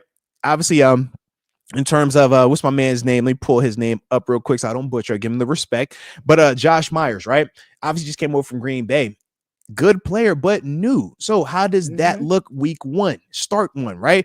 Obviously, different style quarterback when you're going from a Jordan Love to a Justin Fields type, man. One guy a little bit more prone to take off versus the other guy being more prone to sit back there to throw that ball. That's different. Joe Tippmann, who played obviously last year, but that wasn't the guy that they wanted to be their starting right guard this year. That's what they wanted Elijah Vera Tucker out there. Yeah. But Vera Tucker's out for the season. That torn tricep, we ain't about to see that at all. Yeah. So once again, if you were coming in this whole preseason and the mindset is this guys I've been working with, I understand his strengths and weaknesses. Now I got to learn, how does this guy communicate? When those twists start happening, when Highsmith and TJ and Cam and all these dudes get to do it, hey man, who's what?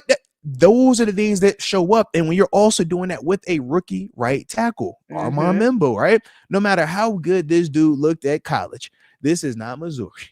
No matter how good that dude looked in college, he is not blocking any of those dudes. He's going to be facing a guy by the name of Trent Jordan Watts, who up until about 2 weeks ago was the highest paid player that was not a quarterback in the whole history of the NFL. Yeah.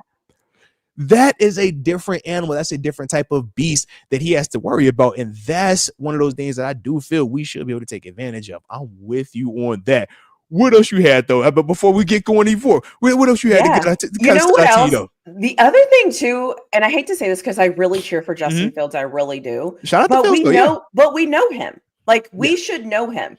And so we should know his tendencies. We should know what he likes to do. We should know his go-tos. We should know the things. And I think that helps us because our defense is our thing, right? Like, that is our bread and butter. Like, that's where we live. That's where we make our money. That's where we make our championships. Like, that's who we are. And so I expect the Steelers team, I don't know if confuse is the right word for Fields, but we need to obviously contain him in the pocket first and foremost. Like, let's contain him there. But I really am interested to see our chess match between him and us, because I think we have the advantage there just because he's trying to prove himself, and he has so many things because he can run. And I think that helps us a little bit. And so, yeah, and I know some people will say like, yeah, but what about Rodgers and the Jets? Okay, Rodgers, everybody knows though. Like, literally everybody. Like, Rodgers isn't going to do anything new this season. He's just not. And so, but it's always been with Rodgers. Can you stop it? Right? Yeah. You know he's going to throw a Hail Mary. Everyone knows he's throwing a Hail Mary. And guess what? You still can't stop it. You still can't. Everybody knows he wants to go to his go-to receivers, and you can't stop it because he throws the ball so perfectly. There's nothing you can do about that. That's not Justin Fields. Yo, you better talk over there. All right, let's go. Let's go. Oh my God. It's almost like you was in my pre-show meeting over here. I was over here like, all right, I got this I want to talk about. All right, I got that. And you just go right down the list perfectly. So let's get into this quarterback situation, because one of the things that I addressed when I actually put it in my notes, I said, for the weakness with the Jets, new quarterback with question marks. Justin Fields obviously has a ton of talent, right? He can run like the wind, has a rocket arm, right? Prototypical size and all these other things included. Very tough. But this is how many teams he's been on now within the past couple of years, right? This is also how many different coordinators he's had to work with in the past couple of years. That isn't happening for any reason. Right? You don't see Mahomes out here bouncing around. You don't see Lamar bouncing around. You don't see Joe Burrow bouncing around. You don't see Josh Allen bouncing around. And the reason is because those guys have figured out a way to be more consistent with their play. They understand when to put the cape on and be Superman, and when they can leave the cape over there and be Clark Kent. Right now, Justin Fields is still trying to figure that out. Last year in those first 6 games, we thought that he did a good job of it, but we would all agree it's incomplete. 6 games isn't a full and enough sample size. So when you're looking at what that's going to look like early on in the season, is he going to be the guy that's trying to prove to the league that, hey, I can be a pocket passer? Right. Or is he the guy that's going to be saying, I'm going to go back to what worked for me in Chicago, where I'm one read, footwork is all over the place, I'm going to just tuck it and go? Or is it, hey, last year in Pittsburgh, where you look the best you've looked, but everybody complains because they say we had handcuffs and training wheels on you. So which one do you want it to be? That's the thing that he has to figure out in week 1 versus TJ Watt, Alex Highsmith, Cam Hayward and company, Patrick Queen, Peyton Wilson, Jalen Ramsey, Darius Slade. That's the people that he has to figure this out. Where we blitz and sending guys left, right, hitting folk, sticky coverage. That is different. And I just think, man, when you're the new guy with those type of expectations in New York, where he's going to be viewed as be the savior, fix this. I know Rodgers can fix this.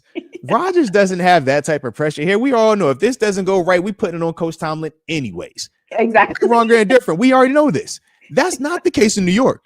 It's going to be on Justin Fields. They look at Aaron Glenn and say, hey, we respect what you did, man. We know who you are. Cool. They're going to say Fields. Oh, man, it's Fields being Fields again. So that's the part where I'm just like, yeah, that's going to be something that I think we should have the advantage in week 1. Now, down the line, we'll see in terms of how that develops in terms of Justin Fields as QB1, him and Garrett Wilson, their relationship. But as a whole in week 1, yeah, we should be able to take advantage of that. Absolutely. I love that. I love that. And I think the other thing is too, is Justin Fields is not Lamar Jackson. But the one thing I added on my notes is, if we can contain Lamar Jackson, and when I say contain Lamar Jackson, take it with a grain of salt. We know what that means. Justin Fields isn't that. And so I need my expectation for my elite average football team is to be able to take care of Justin Fields. Like, you just take care of it. Is he going to have runs sometimes? Sure. But your job is to take care of it. And so I like, you know, and I always say, line it up, right? I like my guys more than I like their guys. That's just how it is. That's just how I feel. Yes. I just feel like I like us better than them right now in this situation. No, absolutely. And I also think, you know, when we take that approach of lining it up, right? personnel for personnel, if we go position for position, how do we feel in the quarterback matchup? You got the youth of Fields, but you got the proven ultra production, God tier level of consistency from Aaron Rodgers. When we look at both of these offensive lines, it's like, all right, they have a revamp O-line. We got a revamp O-line. They got a lot of pedigree in theirs. We got a lot of pedigree in ours. They got more like higher first round draft pick, but it's like, yo, that's rookie and that's year one player. Exactly. Where we look at ours, we're like, all right, well, that guy's been a rookie. That guy's year one, but we got a Sayumalu over here as well. When we look at the receiver room, Garrett Wilson is their premier guy. That's the guy that they're bringing out. That's the first one that comes out. Well, who do you think our first wide receiver we throwing out there, huh? How you feel about our first? How you feel about our guy? I'm just saying, right? It's like, yo, that's our guy. It used to be we stay in George Pickens, and it'd be like, all right, man, we got to argue about, hey, well, he could develop it too, the ceiling, and all. It's like, we got DK Metcalf, bro. You know what that is. You know exactly what that is. And then when you throw the defense out there, these are the conversations. All right, well, Will McDonald, heck of a pass rusher. I'm a fan of his game, his ability to affect the quarterback. I think that's one of the matches we're going to talk about in a little bit, right? But are we saying Will McDonald is better than TJ Watt or even Alex Highsmith at this stage, right? Nobody would say that. Those are the things that I'm looking at. I'm like, Will McDonald has his first 10.5 sack season. Highsmith has a 14.5. Like, what? Like, let's put it into comparison, right? And they both rushing on the left side too, right? So those are the things where I'm looking across the board, and it's like, I feel very good about what we bring on paper. But the best thing to me is when we're talking about the coaching element. We have a lot of continuity there. We got a lot of proven leadership there. We got not just a Coach Simon, but we talk about in terms of former head coaches being in the staff, right? That matters. Flip side is Aaron Glenn. This is going to be his first opportunity with that Jets team. How much has the message resonated? How quickly has he got those guys up to speed? How are they going to handle that adversity when it hits? Because we know how Coach Tomlin does. It's a proven track record, right? Yeah, the first moment. We know this. Yeah. And we also say, we know how he do. The Jets fans are not the most patient. So how is that going to feel? You said fireman Ed doesn't have all the patience and isn't the most just loyal and diehard fan. Like he's like, hey guys. Oh, you're into the first half, by the end of the first quarter, they could be like, bro, you better stop this, bro. Oh my, you are the most diehard, non-diehard fan I've ever seen, but he's like the most. All right. Yeah. So yeah, I love it. So yeah, I mean, there's so many things, and the other thing too is, and you know this because I kind of led with this during the offseason when Aaron Rodgers formally committed. This isn't college. This is the NFL. But formally committed. I don't know why I just said that. Like that is such a college term. He gave us officially signed the letter of intent. He's locked that up. We're good. my code switching didn't work out in that one. Okay. I was thinking about college football and it didn't quite work. This is also Aaron Rodgers' chance to go back into a place that he's responsible for tearing down, making, he's responsible for all of that, right? Because it was all his fault. He had a lot of hands on that. Correct. And now he gets to go back and say, okay, I might have, but I'm with it's like your new girlfriend that's hotter, skinnier, sexier, better. And you kind of show up and you're like, oh, like, come on, babe. And he gets a chance to do that. So I'm excited for that for him, because as a competitor, you have to be like, you see my new cast of characters? Come on, guys. Yeah. Like, come on. So anyway, so that's something else I was thinking about. And we all know those terrible towels are going to be waving. Shout out to those terrible towels. For sure. Like I said, I love all of that. And at the same time, it's like, man, I do still respect, I do think the Jets are going to have certain things that they could do to make it interesting, right? I agree. As much as I feel confident about what we could do defensively, it's like, yeah, will Justin Fields' ability to run the football have an impact? Sure. We just want to make sure that it's minimized, contained. And that's what you said. And I think that was perfect. And I'll even think back to a couple of years when he was with the Bears. Think about that Bears, and we end up going into overtime. TJ Watt makes the spectacular play to end it for us, right? But it's like, you watch Fields, man, he had moments where he threw the ball and was like, all right, it flashed. He had moments where he ran it. But as a whole, it was contained. I think that that's going to be that big part, because we know how dynamic he is. We saw it at times last year. But that's for sure the area that if we can make them one-dimensional in that space, I think that puts so much more, in our corner for us to get that dub right there. I agree. And you can do that super chat if you want to. Oh yeah, oh yeah. I say, I say, it's a shout out. All right, Hey, I so got you. Listen, I got you. We got to read them before we put them on the screen these days. shout out to James Kick. All right. When I see your name pop up, I was like, oh nope, I ain't touching that just yet. You got make sure you proofread that. All right. I was like, okay. I think we're good. Okay, this is a good one. This is a good one. James Kick did show love, and he says, "Moats, I know you told me you can't come into the game this week, but can Miss TaNeisha fly in and represent you?" He says that would be cool. And come on, who doesn't want to come to Jersey?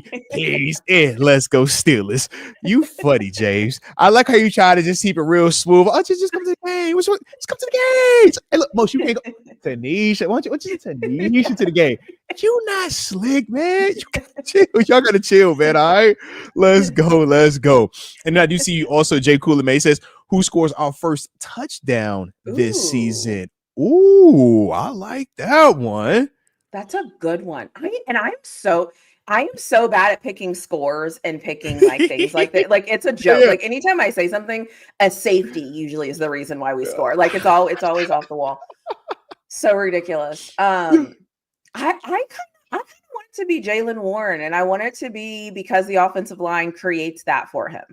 Okay. Like that, I want to see like that's what I want to see. Like and that's what I want to see, right? I want it to be, and if he can go through untouched, like I want it to be like a moment where I can go, I'll say a lot. Did we just block? Did we just block that? Like, is that our? Where y'all come from? That's what I want it to be. Yeah. That would be great if it was that. Just because, I mean, historically in the red zone, we struggle. So there's that. But that's what I would pick. I don't know. What do you think? Unfortunately. Yeah. So for me, it was funny, man. When you said Jaylen Warren, I was the first one of the names that popped in because I'm like, oh, that's new money. But I'll also go with this. Give me Pat Frymuth.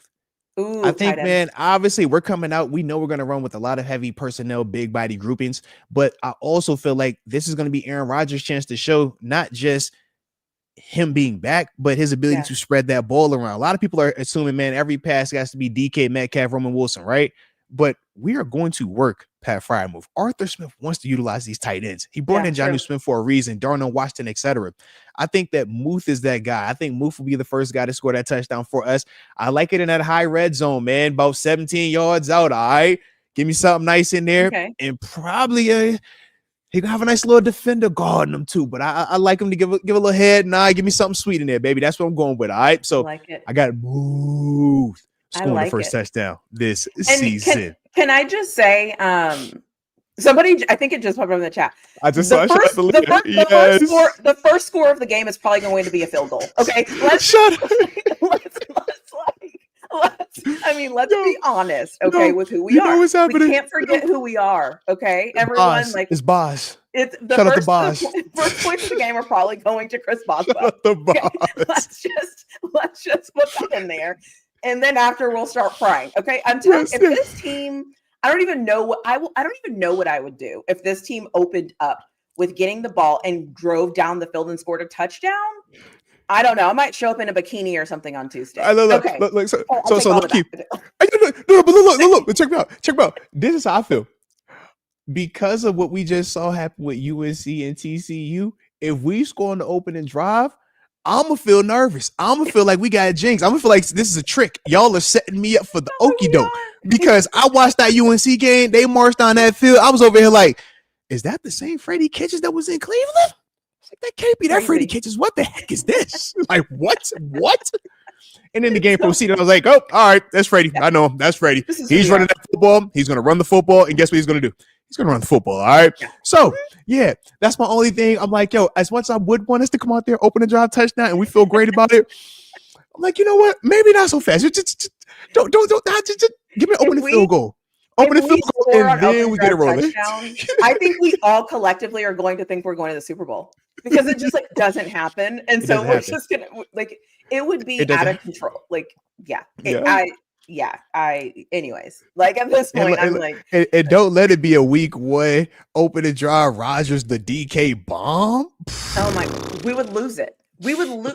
You know what's actually so funny is like we even no matter what happens in the game, we would always talk about that. Yeah, but when we opened up, we threw that ball 65 yards.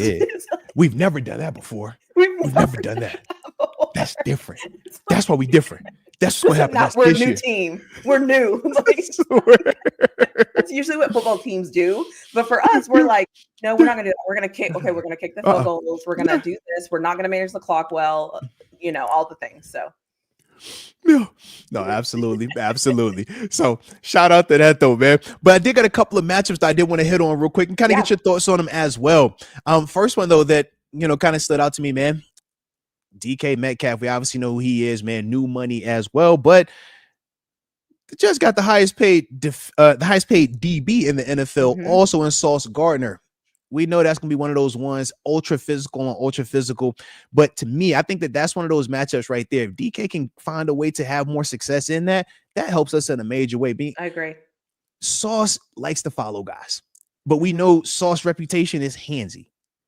And I think that that plays into DK's, you know, wheelhouse because of how big he is and because of how he plays the game on top of that. But I also think it helps to draw some of those 50-50 flags down in the game as well, man. Those are the things I think are going to help us out in that matchup. But that's one of those ones early on that I'm like, yeah, that's 5-star. That's box office. I can't wait for that one. I love it. And I am watching that because of that, but I'm also watching it to see what that means for other people. Right. Because we have this whole wide receiver 2 conversation, right? That's kind of happening in the background. And I'm kind of curious to see, like, okay, if whatever, right? If whatever's happening the Brandon with them, Stevens of the world. Yeah. Like, let me see who the second option, like, let me see, like, what does that look like on that second option? Like, who is the second option? Right. So, I mean, in Roman Wilson, we trust. All right. In Calvin Austin, we trust. Is Calvin Austin healthy? So the way that Coach Tomlin articulated, he simply said that, you know, we understand that Calvin and Alex Highsmith had reasons why their participation was limited this preseason, but we don't anticipate them having anything hindering them from being out there come Sunday. You take that for how you take that, but that's how he worded it. That's exactly how he said it too. I was like, so does that mean they're healthy or they're not healthy? That's what he explained. It means they're not healthy, and there's a chance that you see what I'm saying. You see, yeah. But the only people he's ruled out, Derek Carmen's the only one that's ruled out.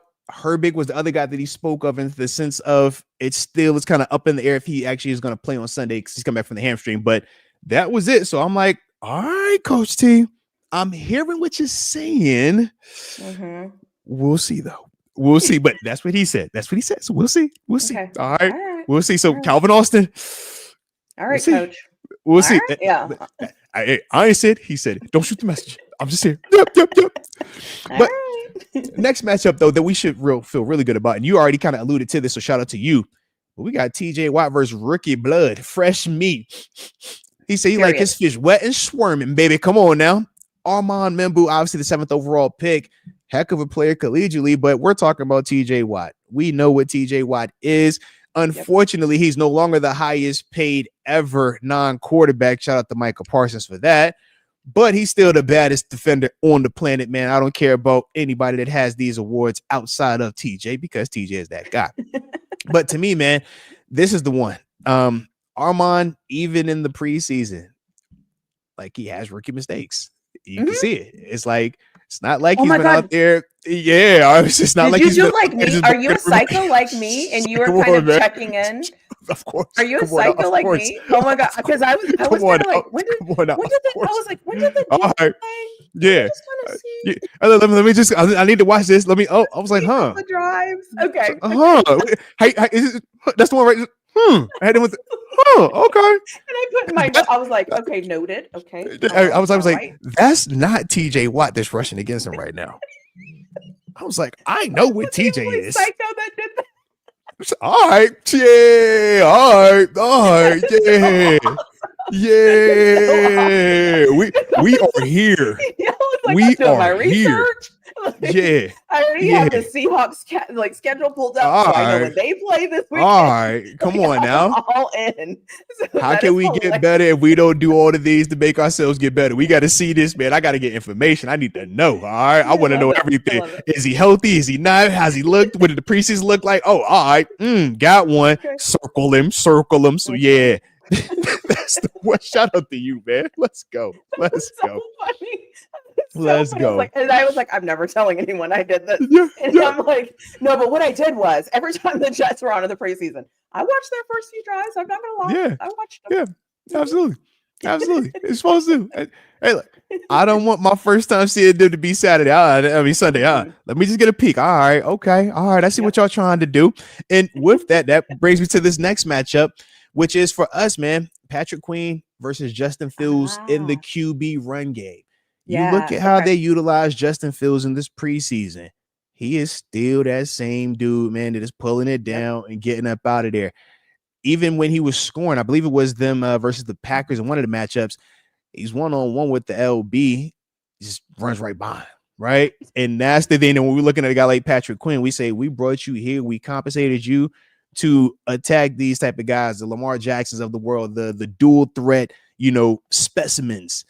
Yeah. This is that one right here where, as much as I would love to say Peyton Wilson's going to be in coverage. Peyton Wilson's going to be running with tight ends and running backs. That's what he's supposed to be doing. PQ, you're the guy, though. PQ is the guy that, man, has to be able to match Justin Fields sideline to sideline, and I think he is fully capable of that and ready for that. And when you talk about the familiarity with both of those guys being here last year, they had some nice matchups in training camp, man.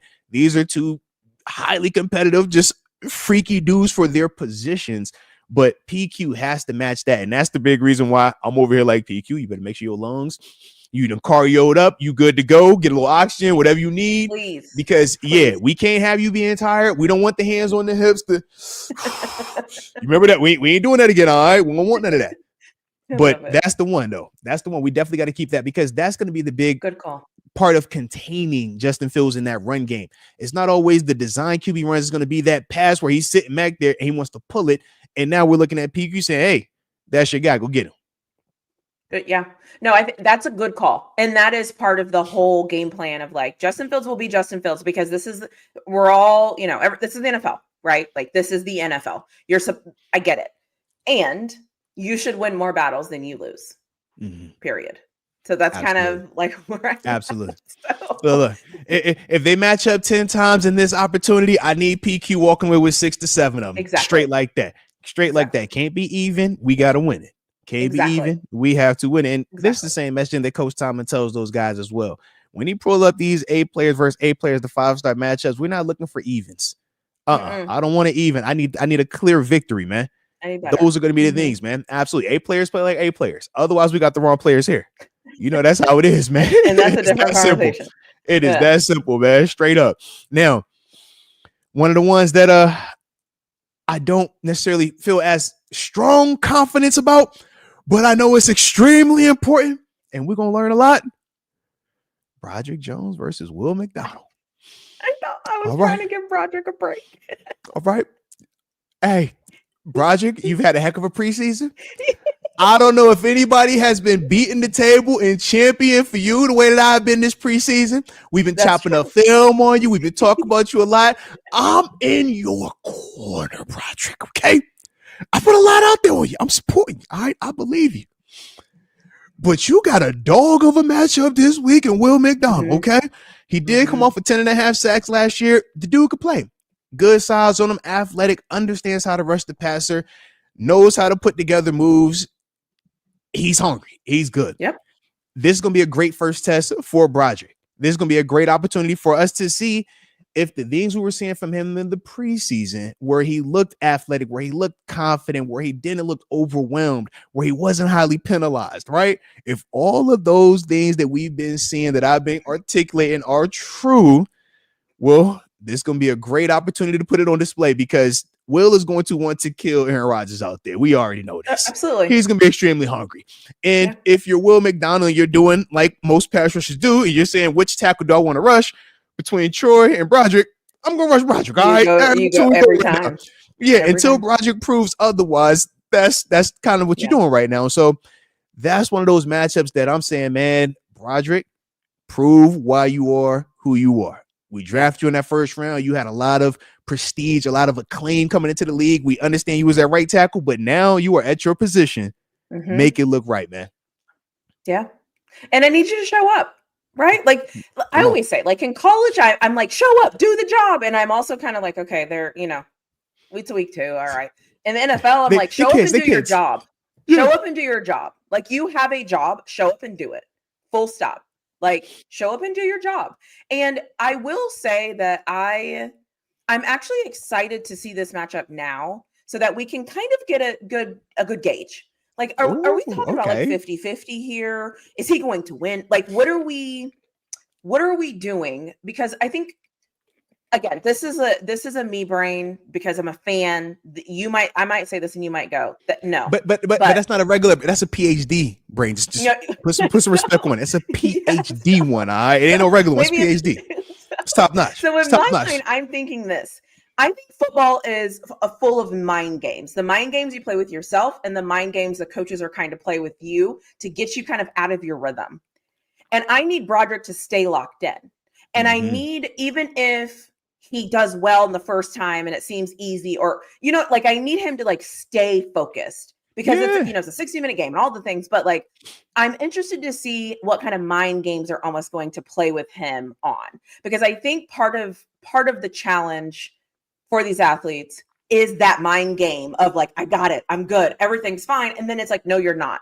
And it's like, is he mentally tough enough for the entire 60 minutes? Not the first quarter, not just the third quarter, not just like the entire game. That's what I want to see from him, because I can't critique him technically, right? And that's not my thing. I can critique your mental capacity to stay focused. I can critique your effort. I can critique how many times you have false starts and holdings and all of those things. So it's like, and all of those are mental lapses too. Right. And so that's what I'm looking for him. Like, yes, I want him to win the matchups. Absolutely. Absolutely. But I don't want you to false start either. I don't want you to get holding. Like, so I'm also kind of looking at the other things, where I'm hold your own and don't cost us. And honestly, those are just as important to his overall production. You can't be a good player if you're highly penalized pre-snap. If you have a lot of pre-snap movement, if you have a lot of blown assignments where, hey, man, we were supposed to be sliding protection this way, but you went this way, or you were supposed to be double teaming this, but you went to that guy. That is a mental error. When we talk about mentally staying locked in, we have a category for that. We call it mental errors.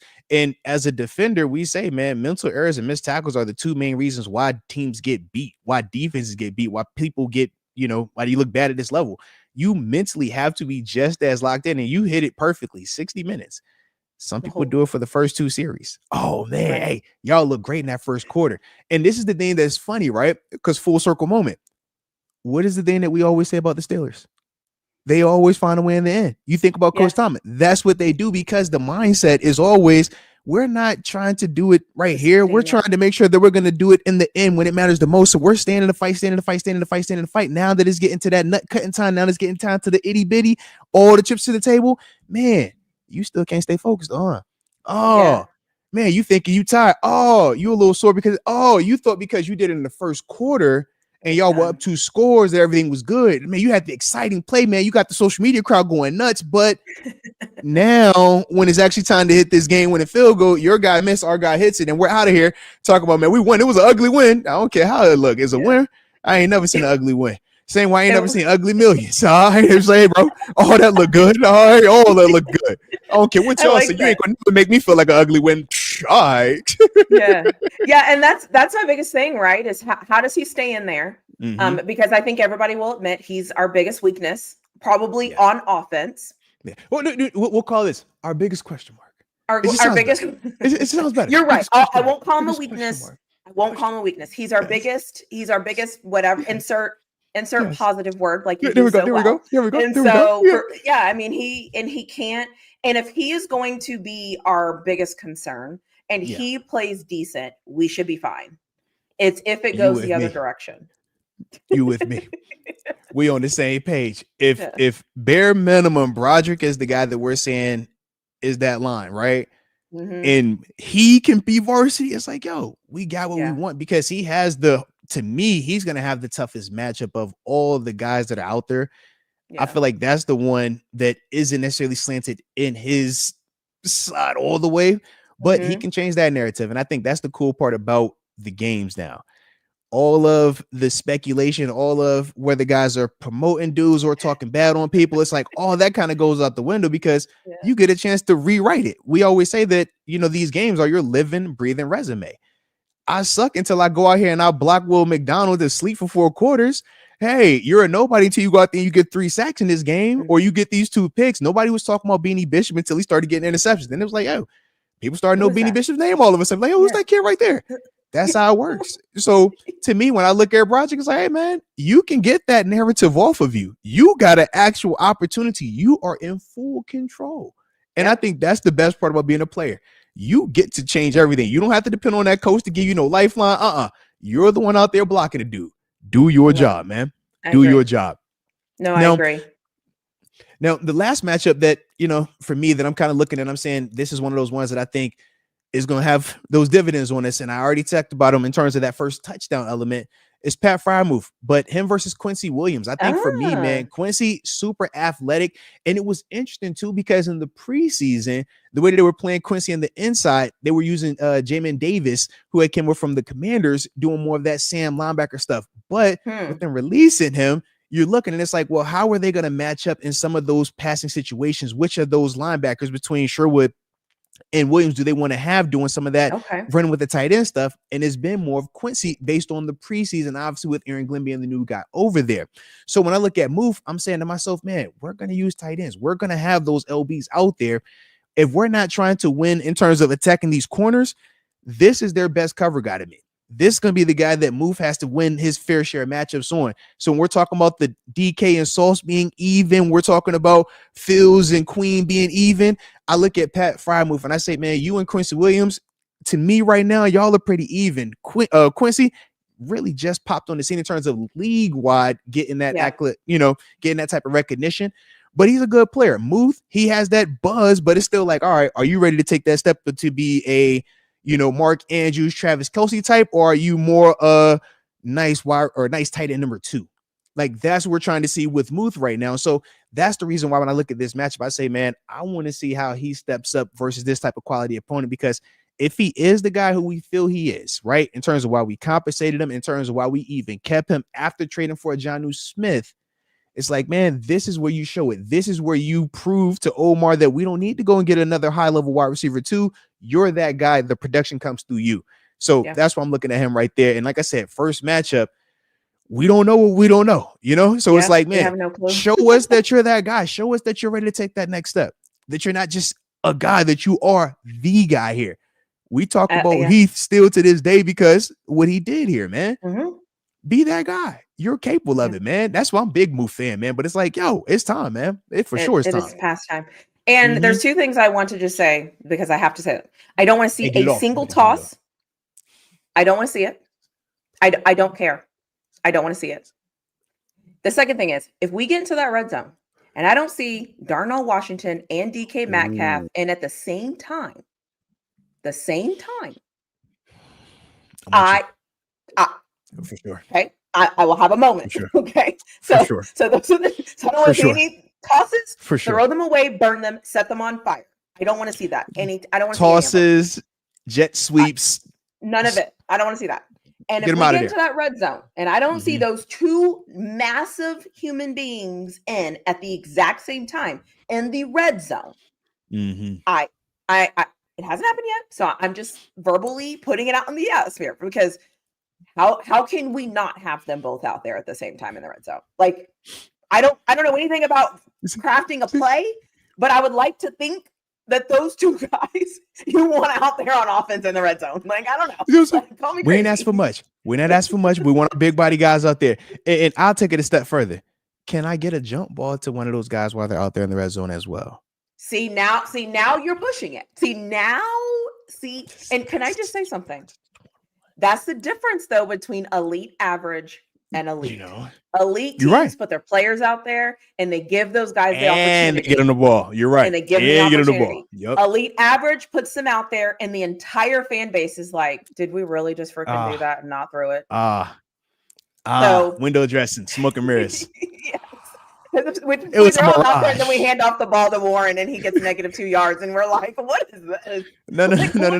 We give him the ball going away from those guys. We're like, hey, bro, The big guys are that way. Why are we running Big this guys way? are on the right. Oh, that's like Coach Sark calling plays in the semifinals. Oh, okay, sorry. See, so we're the See, I same was page. triggered. I was triggered. Yeah, Oh, but and hey, Jack new Sawyer. I need him to make beginnings, a play. new I need him to make a beginnings, play. new beginnings. I need Jack Sawyer to Yeah, make a play so that I can say, "Whoo! All right, yeah. the He's image with is us on." now. Yeah, One of he's us. okay. One of He's us. friendly. Yes. He's friendly. Yes. Yes. So, Well, and but I will anyways, say, those are my good. things. He's fired up. He's ready to roll. He's good. Yeah. He's healthy. We do know that. It was like we talked about some of the other injury guys. He's been healthy, so we should feel good about him.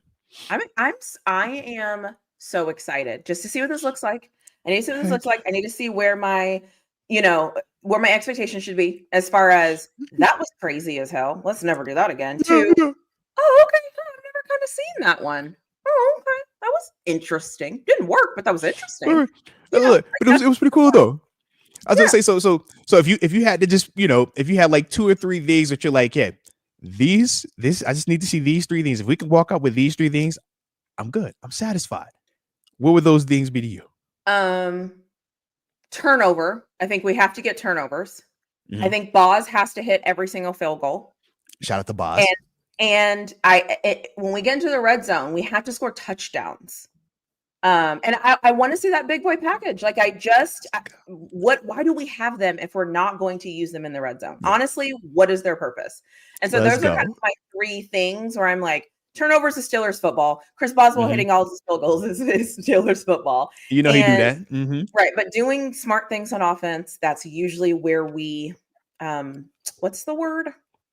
Falter. Struggle. Oh, yeah, struggle. One of them words. Yeah, struggle. Okay. Falter. So those are my 3 things. Like I want to see. Yeah, when I talk to you on Tuesday, I want to say, you know what? Huh. Okay. I saw some things. Like I saw some things. So that's what I want. What about you? What are you? Let's go. Yeah, so for me, it's funny that you brought up the turnovers. I said we got to win the turnover battle. And I actually highlighted Justin Fields versus Aaron Rodgers because historically, Rodgers doesn't turn the ball over. Yeah. Rodgers' worst year, down year for him. How many turnovers did he have last year? Catch what I'm saying? Justin Fields on the other end, I mean, we know his track record. Mm-hmm. Last year was like the breath of fresh air that in 6 games, he didn't have the turnovers. Right. But we also said why that was because of how we were using him and what we weren't doing with him. The more you allow Justin Fields to be a playmaker, the more you expose him to that negativity where those turnovers do pop up. And that was what really plagued him in Chicago. The football being on the ground, whether it was from sacks or the turnovers via interceptions.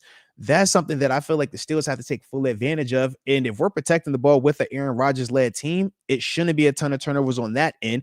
But defensively, we should be able to create that. And I think that that's one of the things that I do want to see.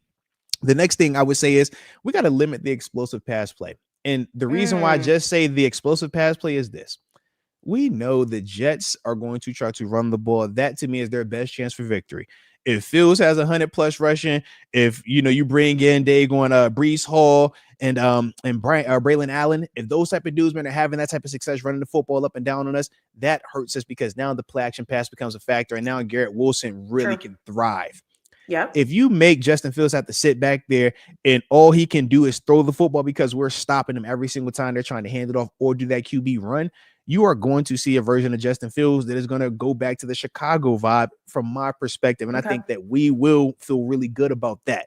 But it all starts with limiting that explosive pass. So we got to make them one-dimensional. So that's the thing like I like. And then the last thing that I would say is communication pre-snap and post-snap. It's week 1. We've talked about it all preseason. Who have you not seen out there? The guys that are about to be out there for 4 quarters, 60 minutes, everything across the board.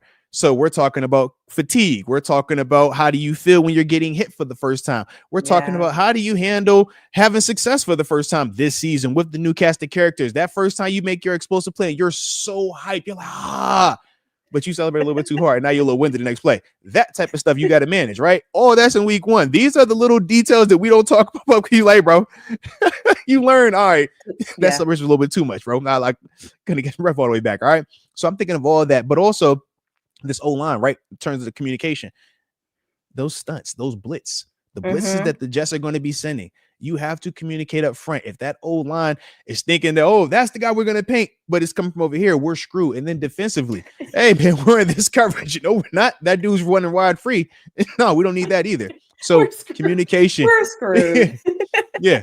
Communication. Pre-snap, Yeah. post-snap. Early in the season, to me, communication is always something that I'm like focused, like hyper focused on, because there's so many moving pieces. There's so much nuance and newness that not everybody is on the same page. And that's typically why you see some wacky stuff happen in that first couple of weeks, man. So communication. I think there is, I think communication might be the undervalued word or action that has to happen on a football field, because for those of us that have never been on a football field in the middle of a game, what does that mean? Right? Like, obviously we know what it means, right? Like, I know what it means, but like, but what does it mean? And how, so I think that's a really good point. And that's something that I need to also learn as I'm watching is, because I always know when the guys are confused. Now I can always go, oh God, we don't know the play. It's easy to see the guys that are confused, but think about it, right? So for every one or two where you see it confused, all those other plays where it doesn't happen, that means communication was good, right? Whether it was in the huddle, it was communicated fine, or even at the line of scrimmage when they're making a check, even if it's a simple alert, and you see everybody do this, that at least lets you know that everybody knows that you're going to check to the run play, you're checking to the second play, versus 8 guys doing this, 2 guys doing this, and then you got that other guy in La La Land. He's just locked in. You like, hey, bro, we screwed. I'm at home going, oh God, please run it to the left. He doesn't know what's going on. Or you see it on defense, right? He's checking this. Yeah. They're doing this, and the guy's like, what? Turned around, ball snap. I hear you. I'm like, you're like, God. No. That's always early in the season, though, man. Always. And especially, like I said, when you're the road team as well, sometimes for the Steelers, road games are disadvantaged because the crowd is so crazy. Our crowd is going to be nuts, man. So it's like, it doesn't matter when you're out there. It's like, yo, they're just loud. So now our communication is even more of a challenge. And it's a good problem to have, but it's like, you don't get that luxury always, you know? So it's like for the Steelers, they got to understand to over communicate. And that's where you'll see the hand signals as well as the verbal communication. And you still are trying to read body language on top of that because it's happening so fast. And like like we talked about with Patrick Quinn, it's like, hey, you get in the call, you're trying to breathe this, you're trying to relay this, you're trying to still process what's going on. You remember what happened on the other play, and it's like you're doing all this within like 20 seconds. You know what I need to do? Like, this is like, here goes my brain. Okay, please forgive me. Chat, if you think it's a crazy idea, just tell me. I feel like we need to have a show, like maybe on one of our Tuesday shows, and we can run it as if it's like 4 downs. And let's and like, you don't tell me the topic, right? Like, you just tell me the topic and then let's start that timer, because I need to actually see what it's like to be under that pressure of like, here's a play, right? We have, when do the helmets communication goes off? Yeah, so you got 15 seconds of the helmet communication. But the thing is this, though, this is the funny part. Even us doing this exercise, you're sitting down, you're not tired.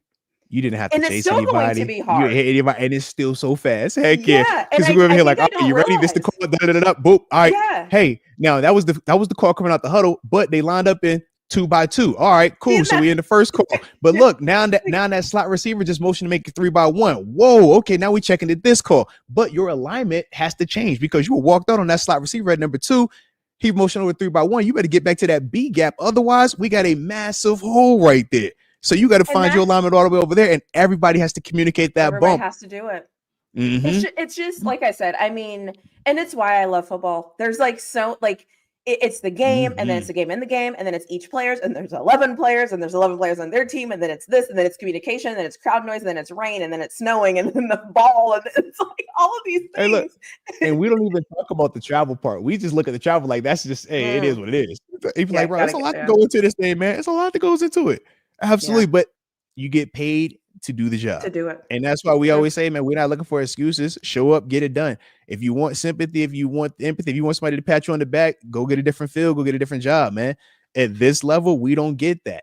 And it is what it is. But that's also why dudes are very hardened and dudes are really like, you know, when they make a play, it's like, yo, I did that because you know what you've had to overcome to even put that uniform on. You feel me? To even get out there. It's like, man, so when you make that play, oh, you're gonna for sure not make this play. Absolutely. But that's the cool part about it, though. For sure. I love it. Now, got to see those big boy dances. Heck yeah. And look, that's the other fun part. All right. I want to see all those celebrations you've been working on all off season. Everybody got that new little thing they've been doing. Yes, I want to see all of that. You know what I'm saying? What's the new one? What we at this year? I don't even know what the new celebration is. All right. Me and my little son, we be over here. He got the tick. He be over here. Hey, Dad, this new celebration. I'm like, all right, man, I'm be doing it with you. Which one we on? All right, just tell me it. All right, so I'm ready. Yeah, but I need to see the Viking celebration because they usually do a good job. Oh, they always just something nuts. They flash mob. They do. So sign me up. Like I'm here for it. I need all of that as well. Hey, look, and I need my first defensive turnover so we can do our class picture. You know, got a photo shoot, end zone pop out. You know, got to have one of them. Heck yeah, I love it. Oh, but as we get into the end of it, as we backing in, did want to check right now in terms of Vegas. Shout out to DraftKings and company over there. Y'all know how we rocking with them, but they have us favorited. We are the favorites on the road, -2.5. So they got us winning essentially by 3 or more points. How you feeling about that? You think we should be favorited in this matchup on the road versus Justin Fields, Aaron Glenn, Sauce Gardner? 100%. Because we have better players than they do. We have better players than they do, and people trust our coaches more than they probably trust those coaches. And Steeler Nation might make this a road game for the Jets. Like, let's see. How many times have we seen the home team be like, we got to go to a silent count. Silent count. All right. All right. So I'm excited. And it's the first game of the season. And one thing Coach Tomlin usually does really well is he's against lower quality quarterbacks. I'm trying to say that in the best way possible. I like how you worded that right there. I see you over there. I see you. Yeah. Lower quality and an offensive line that can be had because for obvious reasons. I think it's right. I think it's spot on. And let's be honest with the Steelers, 3 points. I mean, between 5 and 0 points. You know this what we do. You know this. If it was up, if they said, "Hey, we're favored by 7," take the under. Take the under. Always. Take the under. Never believe that. We're not going to blow anybody out, and we're not going to blow teams out over 7 points. All right. But for sure, that 3 to 5 window. Oh, you can get a lot of action at 3 to 5. All right, 3 to 5 is your safe space. So. That's us. That's who we are. Okay, we take pride in that. Okay, that is exactly who we are. Average. There it is. Average. Your heart has to be racing as soon as the game is over, and that's how you know Steelers football is back. There it is, man. I cannot wait. I can't wait. This has been a blast. Shout out to Victory Formation, and I can't wait for Tuesday when we pull back up, and hopefully, we celebrating our first dub of the season. Moats, you're going to know what I think about it before anybody else does. So, I mean, let's hope this goes well. Okay. I don't want my first one to be like, they're like, who is that? Like, what happened? Like, words. They didn't. So you all will see what I'm talking about, okay? You'll see what I'm talking about. So I need this to go. I need this to go well. And I also want to say shout out to you. So Ian Eagle, I listen to him in the playoffs every year. I will not listen to my TV. I will actually listen to him call the game on the Westwood broadcast. It is the best listen in football. Wow. It doesn't even come. It is like masterful every year. I listen to him and I like he's football to me. Wow. And so seeing him on here, I was one of those dudes, man. He's one of those dudes, man. Yeah. And so like shout out to that episode. So if you haven't seen that episode, you have no idea what I'm talking about. Take some time. It's on the channel. Great time. It just dropped this morning, man. Just dropped it this morning. So no, appreciate that though. Oh, and also we will be back too on Tuesday. We're gonna keep talking about these quarterbacks. We're gonna keep talking about these college quarterbacks. So like everyone's like, what about? I'm like, trust me, we're in for the long haul. They were upset. You saw the comment. He was like, yo, John Maytier. I said, look, we got him. All right. I talked where I say, yo, John Maytier has the best matchup this week. He's the only one that's playing anybody that's worth talking about. They play Oregon. Oklahoma State versus Oregon. I'm watching. TaNeisha gonna be locked in. We're gonna talk about him. All right. We're gonna talk about him. We're talking these quarterbacks, though. We got all listen. We are locked in. Okay. Like there's like locked in and there's kind of like, but how locked in? We are locked in. So I'm just saying, like we're watching. Yeah. All right. We feeling good. That's the other one. I knew something. Oh yeah, yeah. Where Yeah, they like, yeah. You know that's what's actually funny when they do that, and then they get like a touchdown caught on them. I'm like, come oh on my now. god, can you No, no, take no, it no, off? no. Tanisha, the one that gets me is this. You got beat. It was just a bad throw. It's almost like, boy, if you don't get back to the locker room, get back in the huddle. Boy, stop all that nonsense, The man. huddle. All this tomfoolery over here. Boy, I he love just it. overthrew it. He was wild open by 5 yards, man. Cut it out. Yeah. I love that. I love that. So before we end, who you have tonight? Dallas or Ooh. Eagles? So shout out for me though. I actually have Dallas, man. I like Dallas in the matchup. I do like the fact that GP. I think that number one in terms of the spread of it, that's the way I had actually articulated. I was like, man, Okay. in terms of because I want to say they had the Philly was I want to say 6.5. Was it 6.5 or 7? It was I like a think Philly crazy might be about spread to on run it. all over them. Actually, no. So check it out. So it's a 7.5 point spread. So that's why I said Dallas, because in my mind, I'm like, Dallas Taking loses the the game spread. as a whole, but Dallas not losing by 8 points or more. I think they lose in that 6-ish range just because offensively, I want to see how they're going in terms of Philly. How do they deal with CD Lamb and GP?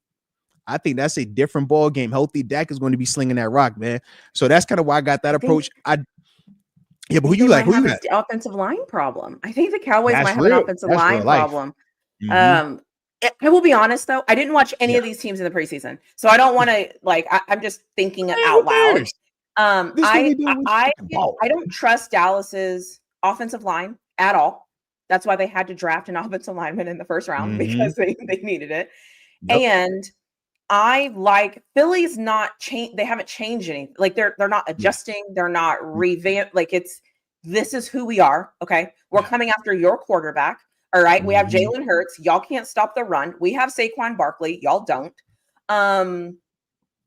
You just lost parts. I don't know. I don't love Dallas in this game, and but I will say this: it will be exciting to see who are these Eagles. Are these Eagles like those hungry Eagles that like don't want to lose a single game because they were don't that last year. You're right. or are they going to be the Eagles where they're like, we're the Super Bowl champions. We're better than you. We know we're better than you. We'll figure this one out like in week 5, 6, 7. Like y'all got this one. But they're at home and it's against the Cowboys. Like, how do you not get up to play the Cowboys?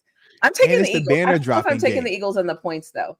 But okay. Because see, that's the part for me. I'm like, yeah, I like the Eagles to win the game, but do I like the Eagles to cover it? No, I think Dallas gonna find a way to backdoor that. Yeah. Yeah, and those last minute, like, yeah, that's the thing. Yeah, about that. Also, okay, shout out to Rod. Vegas. Shout out to Vegas. Rod, yeah, and Rod, listen. Okay, I was down on your Florida State Seminoles. Oh, talk your talk, Rod. Dallas, talk your talk. You were right. Okay, and I was like, whatever.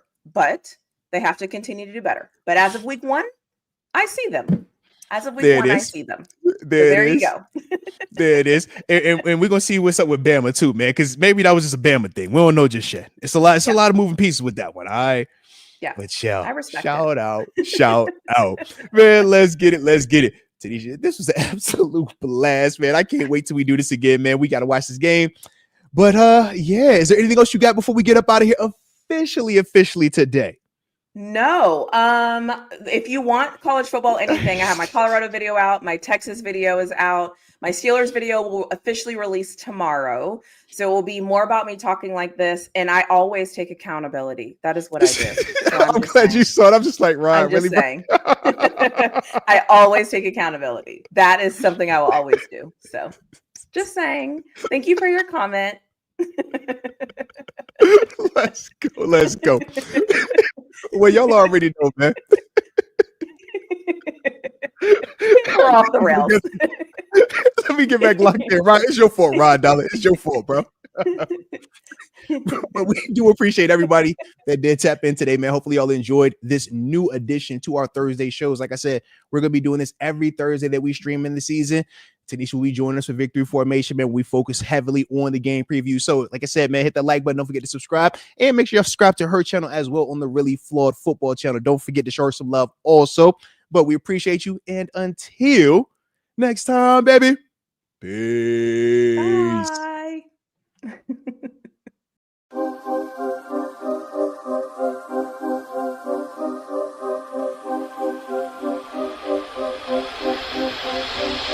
You